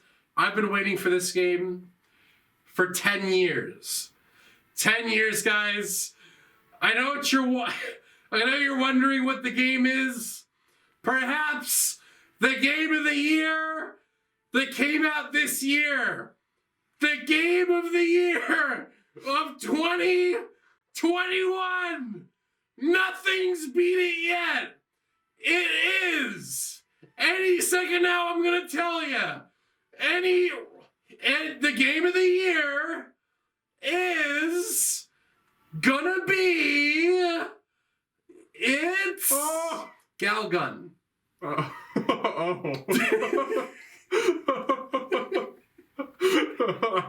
was not expecting that, actually. Did you like that? Oh my gosh. Galgun, ladies and gentlemen. Oh my god. I got chills. All right, my mini review of Galgun. I'm actually going over this first. It's not actually my game of the year, actually. It's just stupid. I played maybe like 3 hours. Mm-hmm. Do you know Galgun? It's like a game where you shoot girls or something. On the degenerate scale, is it like Honey Pop? Kinda, except instead of them taking their clothes off, if you shoot them in the coochie, a big thing that says ecstasy shot pops up. Oh my God. And they go, and you do that repeatedly because they constantly want you. Here's the thing, there are 4 different girls you can choose from. They want you to. Don't worry, they want it. It's okay, it's consensual. They're running towards you, the player. But here was my exact playthrough of what I did. Mm-hmm. I started up the game little Cupid chick shows up, and she's like, "Oh, look at that guy. That guy's such a loser. So far, like Honey Pop. Such a loser. Yep. Look at that guy over there. He's got no girls. He's a virgin. He's a loser. He has nothing. He is nothing. He's nothing." Then my guy's just walking down the street. If you're a virgin. So my guy's just walking down the street, and she shoots him with one Cupid arrow, but I guess accidentally shoots him with like 20 Cupid arrows. I don't know. I was kind of looking at my phone. And then so she's like, "Oh my gosh!" And she goes down to see my guy who's been shot however many times. And she's like, "You have to listen to me. You have to get a girlfriend by the end of the day, or I'll get fired." And for some reason, my dude is like he's like a piece of shit. NTR? Like, yeah, he's like an incel. Like the whole time because as soon as he finds out, like, okay, let me back up. Yeah. If you woke up one day. There's a flashback. If you woke up one day, and a Cupid chick walks up to you and she's like, "Oh my gosh, Jacob, I can't believe it. I shot you 20 times. Or all of a sudden you're really attractive, and you know, all the girls want you. Literally any girl wants you." Wait, I can't be attractive because I'm a virgin. Virgins are nothing. You are not. I'm gonna die. What did I just fucking do it? I want to use a soundbite, but I couldn't think of a thing. That's funny. I forgot we had that. It's so funny. I'm a virgin. That was good. That was good. Dude, I love that game. Oh, that's the best game over screen. It's so good. It's so good. But it's like the guy's just a dick. She's like, "Oh my gosh, I'm sorry. I shot you, and now you're super attractive." He's literally like pissed off. He's like, "Why would you do that?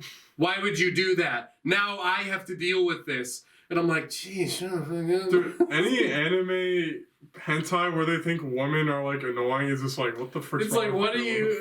And then all these girls are like running towards them, and you have to just shoot them because you have mystical love powers. And you shoot them, and then it goes, "Ecstasy shot, ecstasy shot." And if you shoot her with a different shot, it goes into this mode where she's standing there, she's going, and you do like a whole bunch of shooting stuff, and they just start moaning more and more until they're like, and then it like echoes out, and like, yeah, and then they're just on the floor. So, and I got to the point where, let me be clear, I didn't buy this game, I just borrowed it. I borrowed it, dude. So I'm playing it, and I get to the point where you're like, "I'm playing it," but you're like, "So I'm playing." So I'm playing the game one-handed. I finally get to because you get to choose one of 4 girls at the beginning. And I don't know, I just picked a blonde one, and she was like a royal princess or something like that. Oh. And then he's like, "Wait, I love you," and she's like, "Stop kidding." And then he's like, "No, I will never earn her love."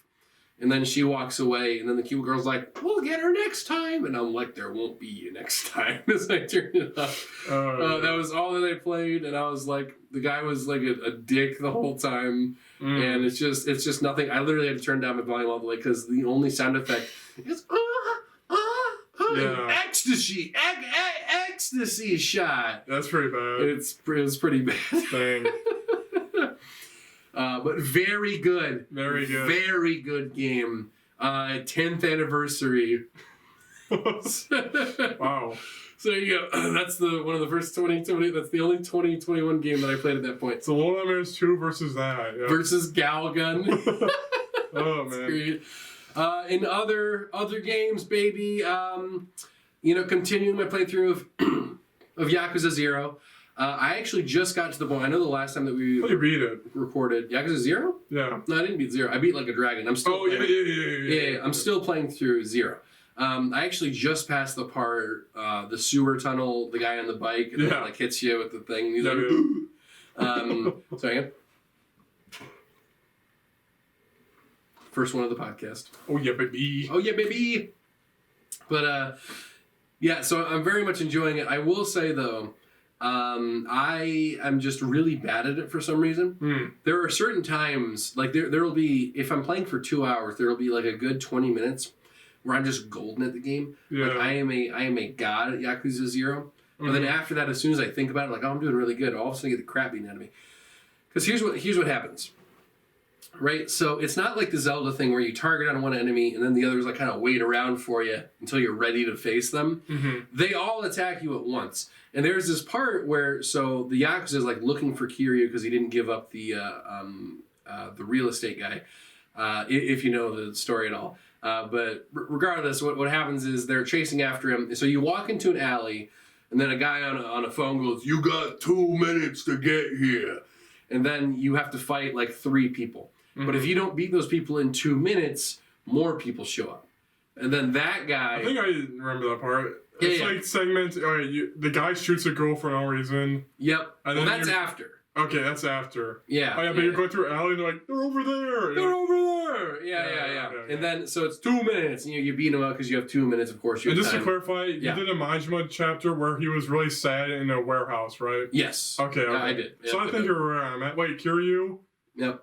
Did his best friend show up at all? Yeah, and then his best spoilers. I actually recorded the video so you could put it in here. Cool. Where his best friend like tries to shoot him. Okay, he can't. Cool. All right, you're basically where I'm at. Yeah. Well, unless you got farther. I did go on a little bit more, but nothing big, no big story. I got to like the girl wrestling area and then I stopped. Oh yeah, I did that That's too. Weird. That was a stupid mini game. I didn't like that. It wasn't even high. You're right. It's girls wrestling, but it's like rock, paper, scissors, so it's like a chance, and I bet 200,000 yen, and I lost because I didn't know what I was doing. Yeah. And then they're like, all right, see ya, and I was like, okay, bye. Yeah. But anyway, so that's like the whatever part. But what happened was, so I was in, because there's different like fighting styles. Yep. I was in gangster fighting mode, so it's like half speed. And it's like normal dodging. It's pretty like normal that's mechanics. Blue, right? That's the blue one. Okay, yep. And I just kept getting the crap beaten out of me. I couldn't do it. You're doing the upgrade tree and stuff? I was doing the upgrade tree, all that stuff. And for the life of me, I just couldn't do it. Yeah. No. I was just looking at the recording, but also, whatever. Okay, whatever. But, yeah, let me pause. Okay, yeah, but, so it got to the point where they were like, you got 2 minutes. But it got to the point where, like, 2 fights later, it was like, you got 1 minute. And I couldn't do it in 1 minute. So guys show up, you got 30 seconds. So then more guys show up. And it got to the point where I had, like, I think, like, 9 or 10 guys fighting me at once. And here's the thing. Wow. When you swing, he, like, kind of reels his arm back and swings. If anything happens between him reeling his arm back and the swing, it stops. Which makes sense, yeah. So it was literally the whole gameplay, I might have recorded this, was just me getting punched and then kicked repeatedly until I hit pause and I go... Oh my gosh. So you buy food a lot and stuff? Yeah. So that was literally the only thing that kept me going is I just kept like buying food and eating the food until I went to the rush style. The rush style is like the pink one. And for some reason I didn't do that the whole time. So Rush doesn't... dude, that's the best one. Yeah, Rush doesn't stagger enemies, but it is so much better because it's literally punch, dodge, dodge, punch, dodge, and it works like 20 times better. Dude, like, so much Majima's dance one is broken. That one, that's the one to go for. That one's really good. Yeah. But like I hated it for a while, but once I started doing the Rush thing, I was like, okay, now it's fun again. Because I can actually dodge like a normal human being. Like a regular human. Yeah, but like I can dodge like that. Yeah. But no, it's still really fun so far. I think I'm at like the halfway point now.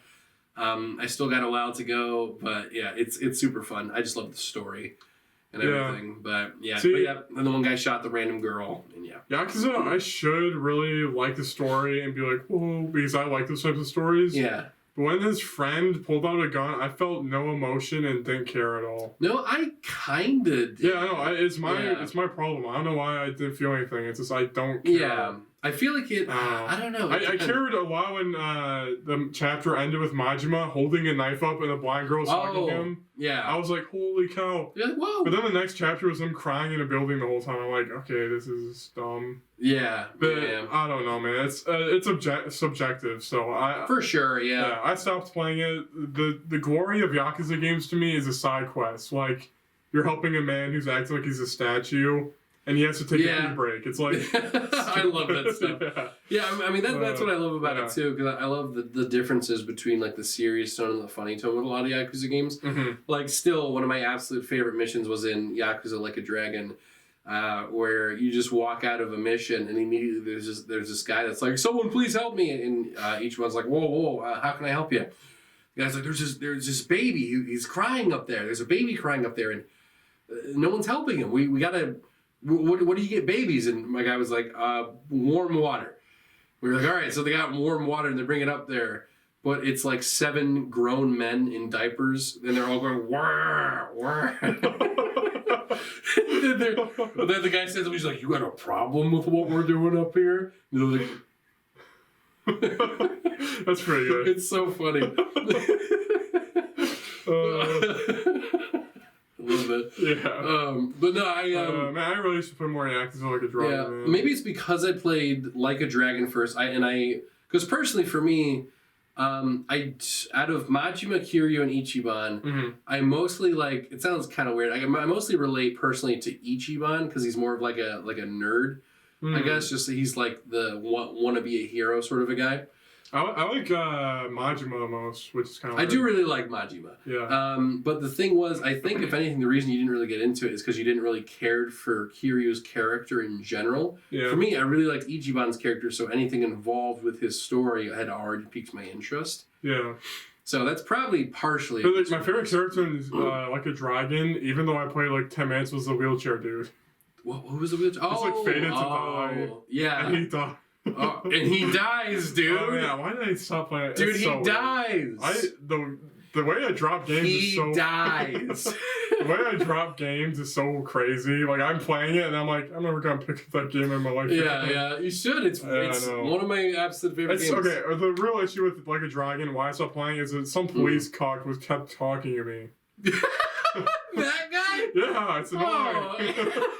Why is he talking to me? Why does he care? Yeah, that's it. It makes so much more sense if you play for like another 5 minutes. Ichiban's like, hey, get me out of this car. And you're like, yeah, get him out of the car. You know what? Ichiban's like, I need to go to that city. And he's like, no, we're going here. And then I'm like, what? And you're like, no, we aren't. Power button. Basically.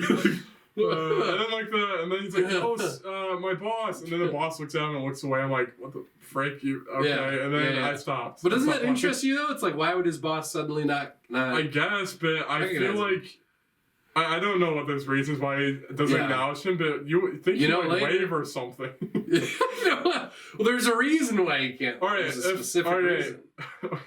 I'm not gonna spoil it for you. If you went to jail for 19 years and went back to the GameStop, would they recognize it? Probably wouldn't be the same people. Yeah, I know. That'd be funny though if I was like, boss, it's me. You're outside the door, like you didn't open it. You're talking to the glass. Boss, it's like, I went to jail for you because you killed someone, but I said it was me. Yeah. Would that be? How would you genuinely react if your boss came up to you and he was like, "Hey, listen, Jacob, you're really good at this company, but my son killed someone, so I need you to take the fall." I would not do that. You wouldn't do it, no. Dude, you'd be like, "Thank you for this opportunity." Arigato gozaimasu. Arigato gozaimasu. Yeah. Nice. But they talk about karaoke in that game, right? Oh no, I'm talking about Like a Dragon, not Zero. Every Yakuza game has karaoke. Not Judgment. Oh, not Judgment? No. Lame. Like a Dragon has karaoke, so that's good. Yeah, Zero does too. So yeah. Oh, Judgment remake coming out in a few months. It needs to be remade. Probably not. It's next gen enhanced. Isn't Yakuza loaded or something. It's like so long of the games, and they have like 8, 9 of them. So, all right, here's the official list. If you guys need the official list to play through the Yakuza games, here you go. 0, 1, 2, 3, 4, 5, 6, 7, and Judgment, and then Like a Dragon. Incorrect. Okay, the correct way to play it: 0, 1, 2, 3, 4, 5, 6, 7, Like a Dragon, and never played Judgment. Nope. Like a Dragon is 7. Oh. So it's 0, Kiwami 1, Kiwami 2, Yep. 3, 4, 5 are in a bundle. Yep. 6 is Song of Life, I think. Yep. And then Like a Dragon came out. Yep. Judgment is in between there somewhere, and then there's like a zombie game that was Japan exclusive. Oh. Yeah, there you go. There you go. Huh. You're welcome. All right, we should be wrapping up soon. All right, final game subject. I guess the my week stuff isn't really all that important. I mean, if anything, there's like one specific story, but Oh yeah. Well, let's do your games and then finish it up. yeah. Guys, the final game I'm loving so far. Mario. I have 2 more games. I'll go through the Mario one quick. Guys, Mario 3D World plus Bowser's Fury. I kind of mentioned it at one point on the podcast that Justin was on, that I started playing it because I got the game on that day. 2 weeks later, I have 100%ed the game. Thing. It is done! It is complete! I'm sounding like a southern preacher. Yeah. It is complete! Yeah, you do. Yeah, it's done. I finished it because there was a race with my boss to get to 100% it, and I did it. 100 shines. I'm going to spoil it for you. Shines. Huh. 100 cat shines in Bowser's Fury. Yeah. And the prize for doing that is Plessy turns into a cat. Bowser Jr. turns into a cat. Okay. Your cat form is permanently the Super Saiyan cat form. Okay. So you become Supersonic in the end. So when you had to get in replay, that one Sonic reference for the episode. so when you replay 5-2 and plus he shows up, he's a cat. No, unfortunately. I Oh, wish okay. that they would. See, a really cool completion bonus would have been if you completed Bowser's Fury and then you played 3D World, it would have been when those characters show up. Obviously not Bowser Jr. because he doesn't show up in 3D World. Yeah. But when Plessy shows up, Plessy should have been a cat because it would have been like continuity or whatever, but who cares? Yeah. But yeah, no, that and I did Champions Road, all that stuff for 3D World. Very, very good. Very good. Not Very my nice. favorite Mario game, but you know, it's fun multiplayer action. Don't play the game by yourself. It's not a fun single player game. Why would you play that by yourself? Yeah. That's like playing Mario Party with computers. Good point, It's yeah. like why? Yeah. But no, I had fun with it. But putting that to the side, new game 2021. Loving it so far. Persona 5 Strikers. It is Thursday or Wednesday? came out Wednesday. Okay. And a few days before it came out, it was the 1-year anniversary of Persona 5 Strikers because it came out in Japan a year ago. Yeah. Obviously, it was delayed because of COVID and all that, and the guys couldn't get together to record their stuff or whatever. The Nier Reincarnation, which is a mobile gacha game they're making for Nier. Yeah. It's in Japan but not America, and I hate my life. Wow. I was born in the wrong country. I was part of that. I could have been Japanese. I could have been Japanese. I know how to ask for the bathroom. I know kaiju. I know one kaiju. Kaiju or kanji? Kanji. Oh, Kaiju, you're right because you could be like Godzilla, but you know. Yeah. That's what kaiju is. Yeah. But anyway, long story short, I am currently like 14 hours into Persona 5 Holy Strikers. goodness. Yeah. So here's my little review of it. So as you know, Hyrule Warriors I've the heard some Definitive things about Edition. it. Yeah.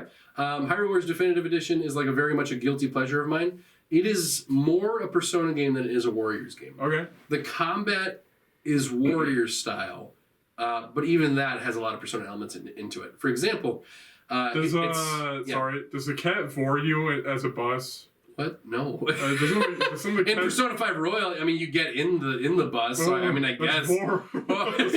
Yeah, when you get in the bus, it goes. To me is, for some reason, I feel like Persona Strikers, you play as Morgana, and you turn into a bus and run over enemies. You can, yeah. Oh, okay. Cool. They don't get in the bus. He just turns into it. Yeah, and he runs into it, or runs around. Yeah. You're not wrong. You're not wrong. But so here's how the combat works. So you know in Hyrule Warriors, you start on a field and it's like defeat 100 enemies, and then you run to a keep or capture these points. And you capture the point, you capture the keeps or whatever, and then eventually you fight a boss, and then it ends. It's like nothing like that. Imagine you haven't really played Persona 5 too much, but imagine the palaces from Persona 5. Yep. Except you can attack at any point. Okay. So instead of having to go into a turn-based combat thing, like you ambush an enemy and all of a sudden it's turn-based, you ambush an enemy and then you start doing a whole bunch of different attacks. And so far, the combat is incredibly smooth, and I really like it even more than Hyrule Warriors so far. Okay. Essentially, how it works is you do have your typical, like... Is it B, B, B, A, and then this time B, B, B, B, B, A? Kind of. Okay. So that's part of it, but it's very layered. So you still have your gun, you have your special attacks, you have your persona attacks. The persona attacks are really nice because Joker, because he's the wild card, he has multiple personas. If you hold R1 for me, because I'm playing it on the PlayStation, if you hold R1, it pauses everything like it's on Switch? does. Sorry. It is also on the Switch. Yeah. But like, I wouldn't get on Switch. Yeah. Get it on PlayStation. Yeah. So when you trying to set up like a combo in my head. So basically, when you start up, you can see enemies kind of in the distance, and there's like a huge palace that you have to explore and get to the end of, get to certain objectives. But it's not like the keep one because they're all very like elevated and they're kind of complicated like puzzles and all that stuff. But you go up to an enemy and you can ambush it pretty much like normal. And then after you rip it off, a bunch of enemies pop up. But it's like a small group of enemies that range in levels of difficulty. And when you do that, you can do your typical like light attack, heavy attack, and that itself can combo. But if you just do that, you die like a lot. And I learned that very quickly because I started dying to like easy enemies, and I was like, okay, obviously I'm doing something wrong. Because what you're supposed to do is one, if you ambush them, there's a chance that you can do an all-out attack, so it's an immediate like multi-hit counter, and that keeps racking up damage. And then after that point, basically you have an option. Because there are certain enemies that resist physical attacks. So obviously pressing Y, Y, Y, and X isn't going to work. So what you do is you hold R1, that goes into the Persona menu, and it basically like pauses it like it would in Persona 5, which is very nice because you can still like read through and you can see you can kind of turn your camera angle to see like whose weaknesses or what. Pick a Persona's attack, an elemental attack, utilize that all-out attack. There's follow-ups, there's showtime attacks, there's a million different things you can do to where the combat never gets old. And it got to the point where I have done the first boss, Alice in Wonderland, basically. Idol who went crazy, essentially, and just wanted people to like her for who she was, stuff like that. And I died like a lot because I wasn't doing it correct. So the game wants you to change up your tactics with almost every type of group of enemies. Because there are some enemies that as soon as you ambush them, all-out attack, they're pretty much dead. But there are some, when you do the all-out attack, they resist it, so you have to change up your tactics depending on the personas. And it gets to the point where you recognize, okay, that's that shadow. I know what I need to do with this one. And then there's some that are just impossibly difficult where it's like, yeah, you got to come back like a year later from now. Like there's one enemy that for the life of me I can't beat. It doesn't show its level, but it's like the Serpent King. And it's so hard. But yeah, by far my favorite thing, though, is how often you have to change your tactics. The combos and everything is just incredibly fun. In terms of the social links, you don't hang out with specific people anymore. In terms of that, you do explore a lot. You go to a lot of shops. There's a lot of new areas because you're traveling across Japan, going to all these different... They're jails now. They're not palaces because they're a lot bigger. And just the way everything is set up is done so well, I don't mind any of the changes. There's nothing really at this point that really sticks out to me as a negative, aside from, if anything... Because here's the thing with Persona games. Because you kind of mentioned it before, where it's like there's a lot of story. There's a lot of talking and bantering. If you don't like the characters, you're not gonna like the game. If you don't like long stories, you're not gonna like the game. If any of that, because that's another thing too. Because like if you're new to the Persona series, play Persona 5 Royal first. If for Persona 5 specifically, obviously 4 and 3 are their own handbags. But in terms of getting into this one, you don't necessarily need to have played Persona 5. But it definitely helps with knowing the characters because it is a sequel. It is a sequel. Like the story's continuing. Yeah. But just to be fair, my two negatives. The one negative I kind of harped on a little bit is that whole. Sometimes the story can take like a hot minute. Like you'll do one battle. And then they'll be like, let's head back and plan our route. And I'm like, I just want to fight. Yeah. But that's not a big deal because I do very much enjoy the story, so I can sit back and like watch it for a bit. That's another thing with Like a Dragon too, is that there's a lot of story to it, which again I didn't mind because I very much enjoyed the characters. Yeah. So as long as it's well written, it's perfectly fine. Is there calendar days and stuff in Strikers? Oh yeah, that's another thing too. This isn't a negative. I actually kind of like this. So okay. So you know how in Persona 5 Royal, when you hang out with someone, it takes care of part of the day. Yeah, it's like the evening's gone. Yeah. In this one, because you don't have those, there's no point to having certain parts of the day being taken up. Okay. Right. So instead now, so whenever you get to a checkpoint in a jail, you can head back, regain your SP, do items, and it's still the same day when you go back in. Okay. Which seems, it is very different. But I think it works very well for something like this because there are moments where Futaba will be like, oh, we can't go back right now. We're going to have to like tough it out for a while. Because that was one thing I was worried about. I was like, oh, I'm going to be able to leave at every checkpoint and constantly regain my SP. So it's going to be really easy. But no, they block you from doing it several times. So the difficulty isn't, I mean, the days thing was never really difficult in original Persona games. It just made it interesting because you had to choose your actions very carefully. Yeah. But in this, you're not choosing your social actions very carefully. You're choosing your combat actions very carefully. Okay. There's one wrong move and suddenly you're completely dead. Like there was one specific moment I remembered where I was playing through it and I was in like a small group of enemies and I kind of zoned out for a second. And immediately my health started getting like chunking. It started getting chunked down. Yeah.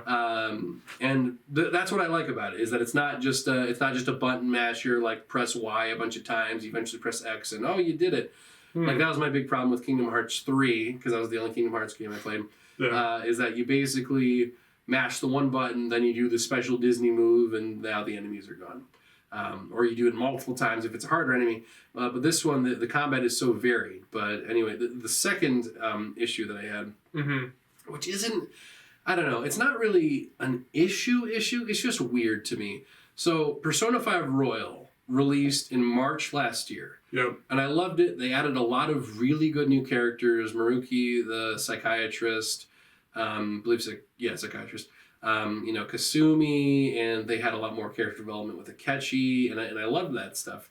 But Strikers is a sequel to the vanilla version of Persona 5, which is weird to me because it's like it's fine. I'm sure they have their reason for it, but they've done this before. Like when Persona 4 Arena came out, it was the Persona 4 fighting game. Dude, Persona 5 Arena, please. I would love Persona 5 Arena. Give us a stay, our Persona 5 Arena. I would actually try to get competitive with that. I actually follow this one account that does like fake banter for a would-be Persona 5 Arena, just like characters interacting before a fight. And I'm like, I'd love that. Dude, freaking Frick Morgana players. Morgana, just talking about it ahead of time before the game's even out. Yo, Morgana spammers. Isn't Morgana's persona fat and freaking huge? Oh. Alright guys, Grant Shaw is messed up, you have to deal with it. It's Zoro. You know Zoro the Oh yeah. Yeah, it's the that. Oh yeah. But so the issue that I have with it is that let me recheck. That's good. Strikers is a sequel to the original Persona 5, but they did it in Persona 4 Arena because they never referenced anything that happened in Persona 4 Golden because it came out a few years later. And Golden was the one chick who's sitting in the taxi. Yeah, she was the yep. She was the one in the taxi, with the blue hat, who's always kind of snarky or whatever. Yeah, checkered clothing. Yeah, it wasn't until Persona 4 Arena Ultimax, the sequel to Persona 4 Arena, that the Golden people were recognized because Mary is in that game. So I don't know if they're gonna do Strikers comes out now and it's a sequel to the base vanilla version of Persona 5, and then there's gonna be Persona 5 Arena, and then they bring in Kasumi and the psychiatrist and stuff like that. It's just weird to me because the fighting game I could kind of understand because those characters weren't nearly as important. They were kind of just extra side characters that honestly kind of felt like more filler.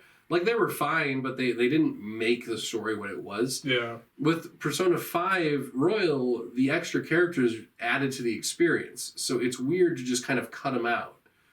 But I mean, I guess I can kind of get it if they were, because they released around the exact same time in Japan. So I can imagine that they were in development around the same time. It just took a while for the American release. So that's kind of a weird thing. Not really complaining. Yeah. The story is perfectly fine as is. I do hope that if they make a P5 arena, that they do put those characters in, because I don't want them to like push them under the rug and like forget about them. But very good so far. I love the combat, but I was gonna ask. Yeah. So it's continuing a story. Yep. So there's new people to have palaces to break or whatever, steal their hearts or something. Yeah. There's so new people for that. Yep. So Okay. it's different this time. It's not necessarily. It's still like people with evil intentions, but it's not necessarily stealing their heart or whatever. It's these people are stealing the desires of others. So, for example, the first one is this idol girl named Alice, and all of a sudden, everyone in Shibuya becomes obsessed with Alice, and her toys and whatever are selling out every second they come into the store. And it's weird. And eventually you find out that she's stealing their desires, and that's in the initial trailer where it shows a shadow like ripping a gem out of someone. But the people don't actually realize that the gems are being pulled out of them. They just lose all hope, and they just basically succumb to loving this random person that they didn't know before. But yeah, no, it is super interesting the way that they set this up. So they're no longer palaces. They're jails that take up huge cities, and that's how you basically run around from jail to jail. And now they're going across Japan to fix basically all of them. That's cool. What else? Oh yeah, also isn't it like super anti-cop or something? Anti-cop? Anti-police. Oh, Don't they yeah. hate policemen in that It was game? actually kind of funny. Yeah. So there's this detective guy Yeah. that like at the beginning like tries to help him out and everything. He's like, yeah, so everyone wants to arrest you because everyone knows the Phantom Thieves at this point. Everyone wants to arrest you because they think that you're doing these bad change of desires or whatever, but it's not you. So I'm going to help you out. And then Haru's like, we don't work with the police. Yeah. I was like, I think I saw a screenshot Yeah. where like policeman was like, everybody on the force is a piece of crap, including me, and it's just like, what the frick? yeah. I mean, I haven't gotten to that. I don't even know if it. I might Yeah. misremember. I think the theming is... Isn't Makoto's sister a cop? Yes. Well, she's a defense attorney, I think. Okay. Yeah. Yeah. I think the theming behind it isn't necessarily... It's woke, bro. Go woke or go broke. I don't think it's necessarily like the all cops are bad thing. I think it's because they're edgy teens that they're the Phantom Thieves. Naturally, they'd be like rivals with cops. I think that's kind of where it's coming from. Yeah. It's not like a message or anything. Yeah, no. It's definitely not. It's not trying to put anything out there because I mean, they're the one cop that you work with. He's portrayed as a cool dude. Yeah. So they're not trying to be like, this guy is awful. Look at him, he's a cop. Yeah. Also, is there different music remixes or themes? Yes, it's so good. Okay, is Layer Cake 2 a thing? The only remix we need. Yeah. Dun, dun, dun. Yeah. I don't know yet. I don't know yet. Okay. I was very disappointed to find out, and I get why, because you travel across Japan. The shop owners, so Takemi the nurse, and suddenly forget the name of the one guy, the air shop, the airsoft guy. Yep. The layer cake guy. Yeah. He is not in it at the moment. I'm hoping he shows up because I'm going to need that theme. Sag. Yeah, but the jail theme is like absolutely banging. Okay. It's so good. Interesting. But no, Dude, yeah. I just realized Huh. best music, Persona Strikers versus Nier Replicant. Ooh, dude, it's going to be a Let's tough battle. freaking go. Do the nay-nay. Do the... I'm doing it. Look at me, guys. Do the... Oh gosh, no. It's going to be a tough battle. Oh, dude, no, I'm not. This is gonna be a bad battle, man. It's gonna be bad. Okay. Oh, that's great. That's yeah. great. No, but I'm very much enjoying it so far. I'll update you guys as I go. But yeah, 14 hours in, still going hard. Got to complete Yakuza 0. Hopefully by next week when we record, I'll actually finish another game because Dude, Nier Replicant, you can't beat the music for Nier Replicant. You're still on that? No, I was thinking. I'm just like, what music? Oh yeah, that. Oh my gosh. That one. Yeah. I have the same thing with Persona 5. What's your favorite track? What isn't my favorite track? Yeah, seriously. How are we gonna decide awesome. that? Yeah. What if we just lock ourselves in a room and listen to the entire soundtrack What of if- each one? Yeah, what if we locked ourselves in a room and we each listened to the other's soundtrack? Dude, and then we both start fighting for the other one. Near, you're like, No, nope, Persona. nope. Persona 5. Oh my goodness. Dang. Yeah. Yeah. But yeah, pretty good so far. I'll update you guys as I go. Yeah. How long is the game? Do you know how? I don't know. I'm gonna look it up right now. Apparently there are 6 jails. Yeah. Oh, This yeah. is HowLongToBeat.com, yeah. Yeah. HowLongToBeat.com. I'm assuming it'll most definitely be shorter than Persona 5 Royal, which is fine with me. Yeah, Royal's like 100 hours, right? Royal took me about 140. The second playthrough was like 115. Holy, second playthrough. Is there New Game Plus? Yeah. Dang. Alright, let's look at the list. Wow. Alright. Main plus extras. Average is 50 hours. 50 years. That's not bad. That's pretty good. That's fine. I'm cool with that. Yeah. That's about what I'd expect from Persona stuff, but obviously I'm sure there'll be a bunch of New Game Plus stuff, which I'll probably do. Yeah. But yeah, I'll beat Strikers, then I'll do New Game Plus, and I you know what? I can't 100% Persona 5 Royal because you have to beat the game 10 times. I can't do it. What the frick?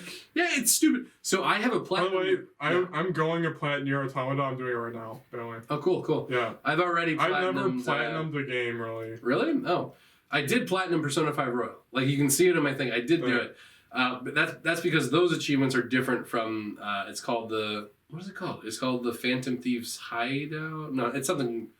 It's whatever. It's the Phantom Thieves Hideout in Persona 5 Royal, and they have like a million achievements that you have to do. And one of them is that you have to get. There's a special gift that you get from each girl on Valentine's Day. And Valentine's Day is basically right before the credits. Oh. So like you beat the game. Granted, what I could do. Can you save scum? What was it? Can you save scum? Like, Yeah. save. Oh, do one, save. That's what I was thinking. Yeah. Like I could do that technically speaking, but like I basically that's a lot of extra planning though too, because it's like as soon as you meet some of that, like as soon as you meet Haru, you basically have to start doing her right away. Yeah. So I'd have to do that, do Haru. See, what you're explaining right now is what I have to. I picture in my head. I have to do when I play Persona 4 Golden. Like, I'm like, if I don't do it optimally, I will miss out on all my opportunities. No. The big thing. Yeah. So there are multiple ways that you can play Persona 4 and Persona 5. My first playthrough of Persona 5, I did whatever I wanted to, and it was still satisfying in the end. Persona 4, that was what I did for my first playthrough. I did whatever I wanted. I dated who I wanted to date. Rise-Chan. Yeah. But you did whatever you want, and then it's still satisfying in the end. The whole scheduling stuff and writing stuff down, that is always for the second playthrough. That's always I didn't do this, and this, and this. This is what I want to do for the second playthrough. So then it's even so you're adding more satisfaction onto beating it the second time. Yeah. That's kind of the goal that the game wants you to do. So Okay, it's that like, makes you sense, beat it yes. once. Great, you can put the game down, move on to something else, or if you really want to have more satisfaction out of your purchase, you can go back, do it again. Which is why you beat Royal twice, because it's not like, oh, that was a fun game, and then you just shiced it off. Just did it again. Yeah, no, it was a completely different Okay. experience because I was hanging out with different people, I was getting different experiences. Makes sense, I guess. Yeah, the palaces are basically the exact same, but at that point, I've already memorized the entire like playthrough for each palace, so I can do that in like an hour. And even then, you're doing it with different personas, so it's just entirely different. So. Yeah. Gotta beat that Persona 4, dude. Yeah, you really should. Yeah. I might play some. Oh. Heck yeah, dude. Shot it. But anyway, guys, thanks for watching our 3-week recap. It's been spanking, dudes. It's been good. It's been classic. Oh, I'm so pissed off. I'm so angry. I'm so angry. Leave a comment of what you guys played. I'll read them. I won't read them. Yeah. I don't. Yeah. And if you guys want us to talk about any specific subjects that you think would be interesting to listen to, hit us up at the email that I will actually just put below. We're setting up an email. We have to set it up, right? Oh, the external one, right? Yep, right. yep, yep. Well, I guess for now I'll put. All right, comment below. Do you want us to keep On the Rock Cinema or make an exclusive email for you guys? Yeah, because I'm cool with either one. Should we be lazy or not? Comment below. Yes, let us know. But All right. you guys take care. Peace. Bye-bye.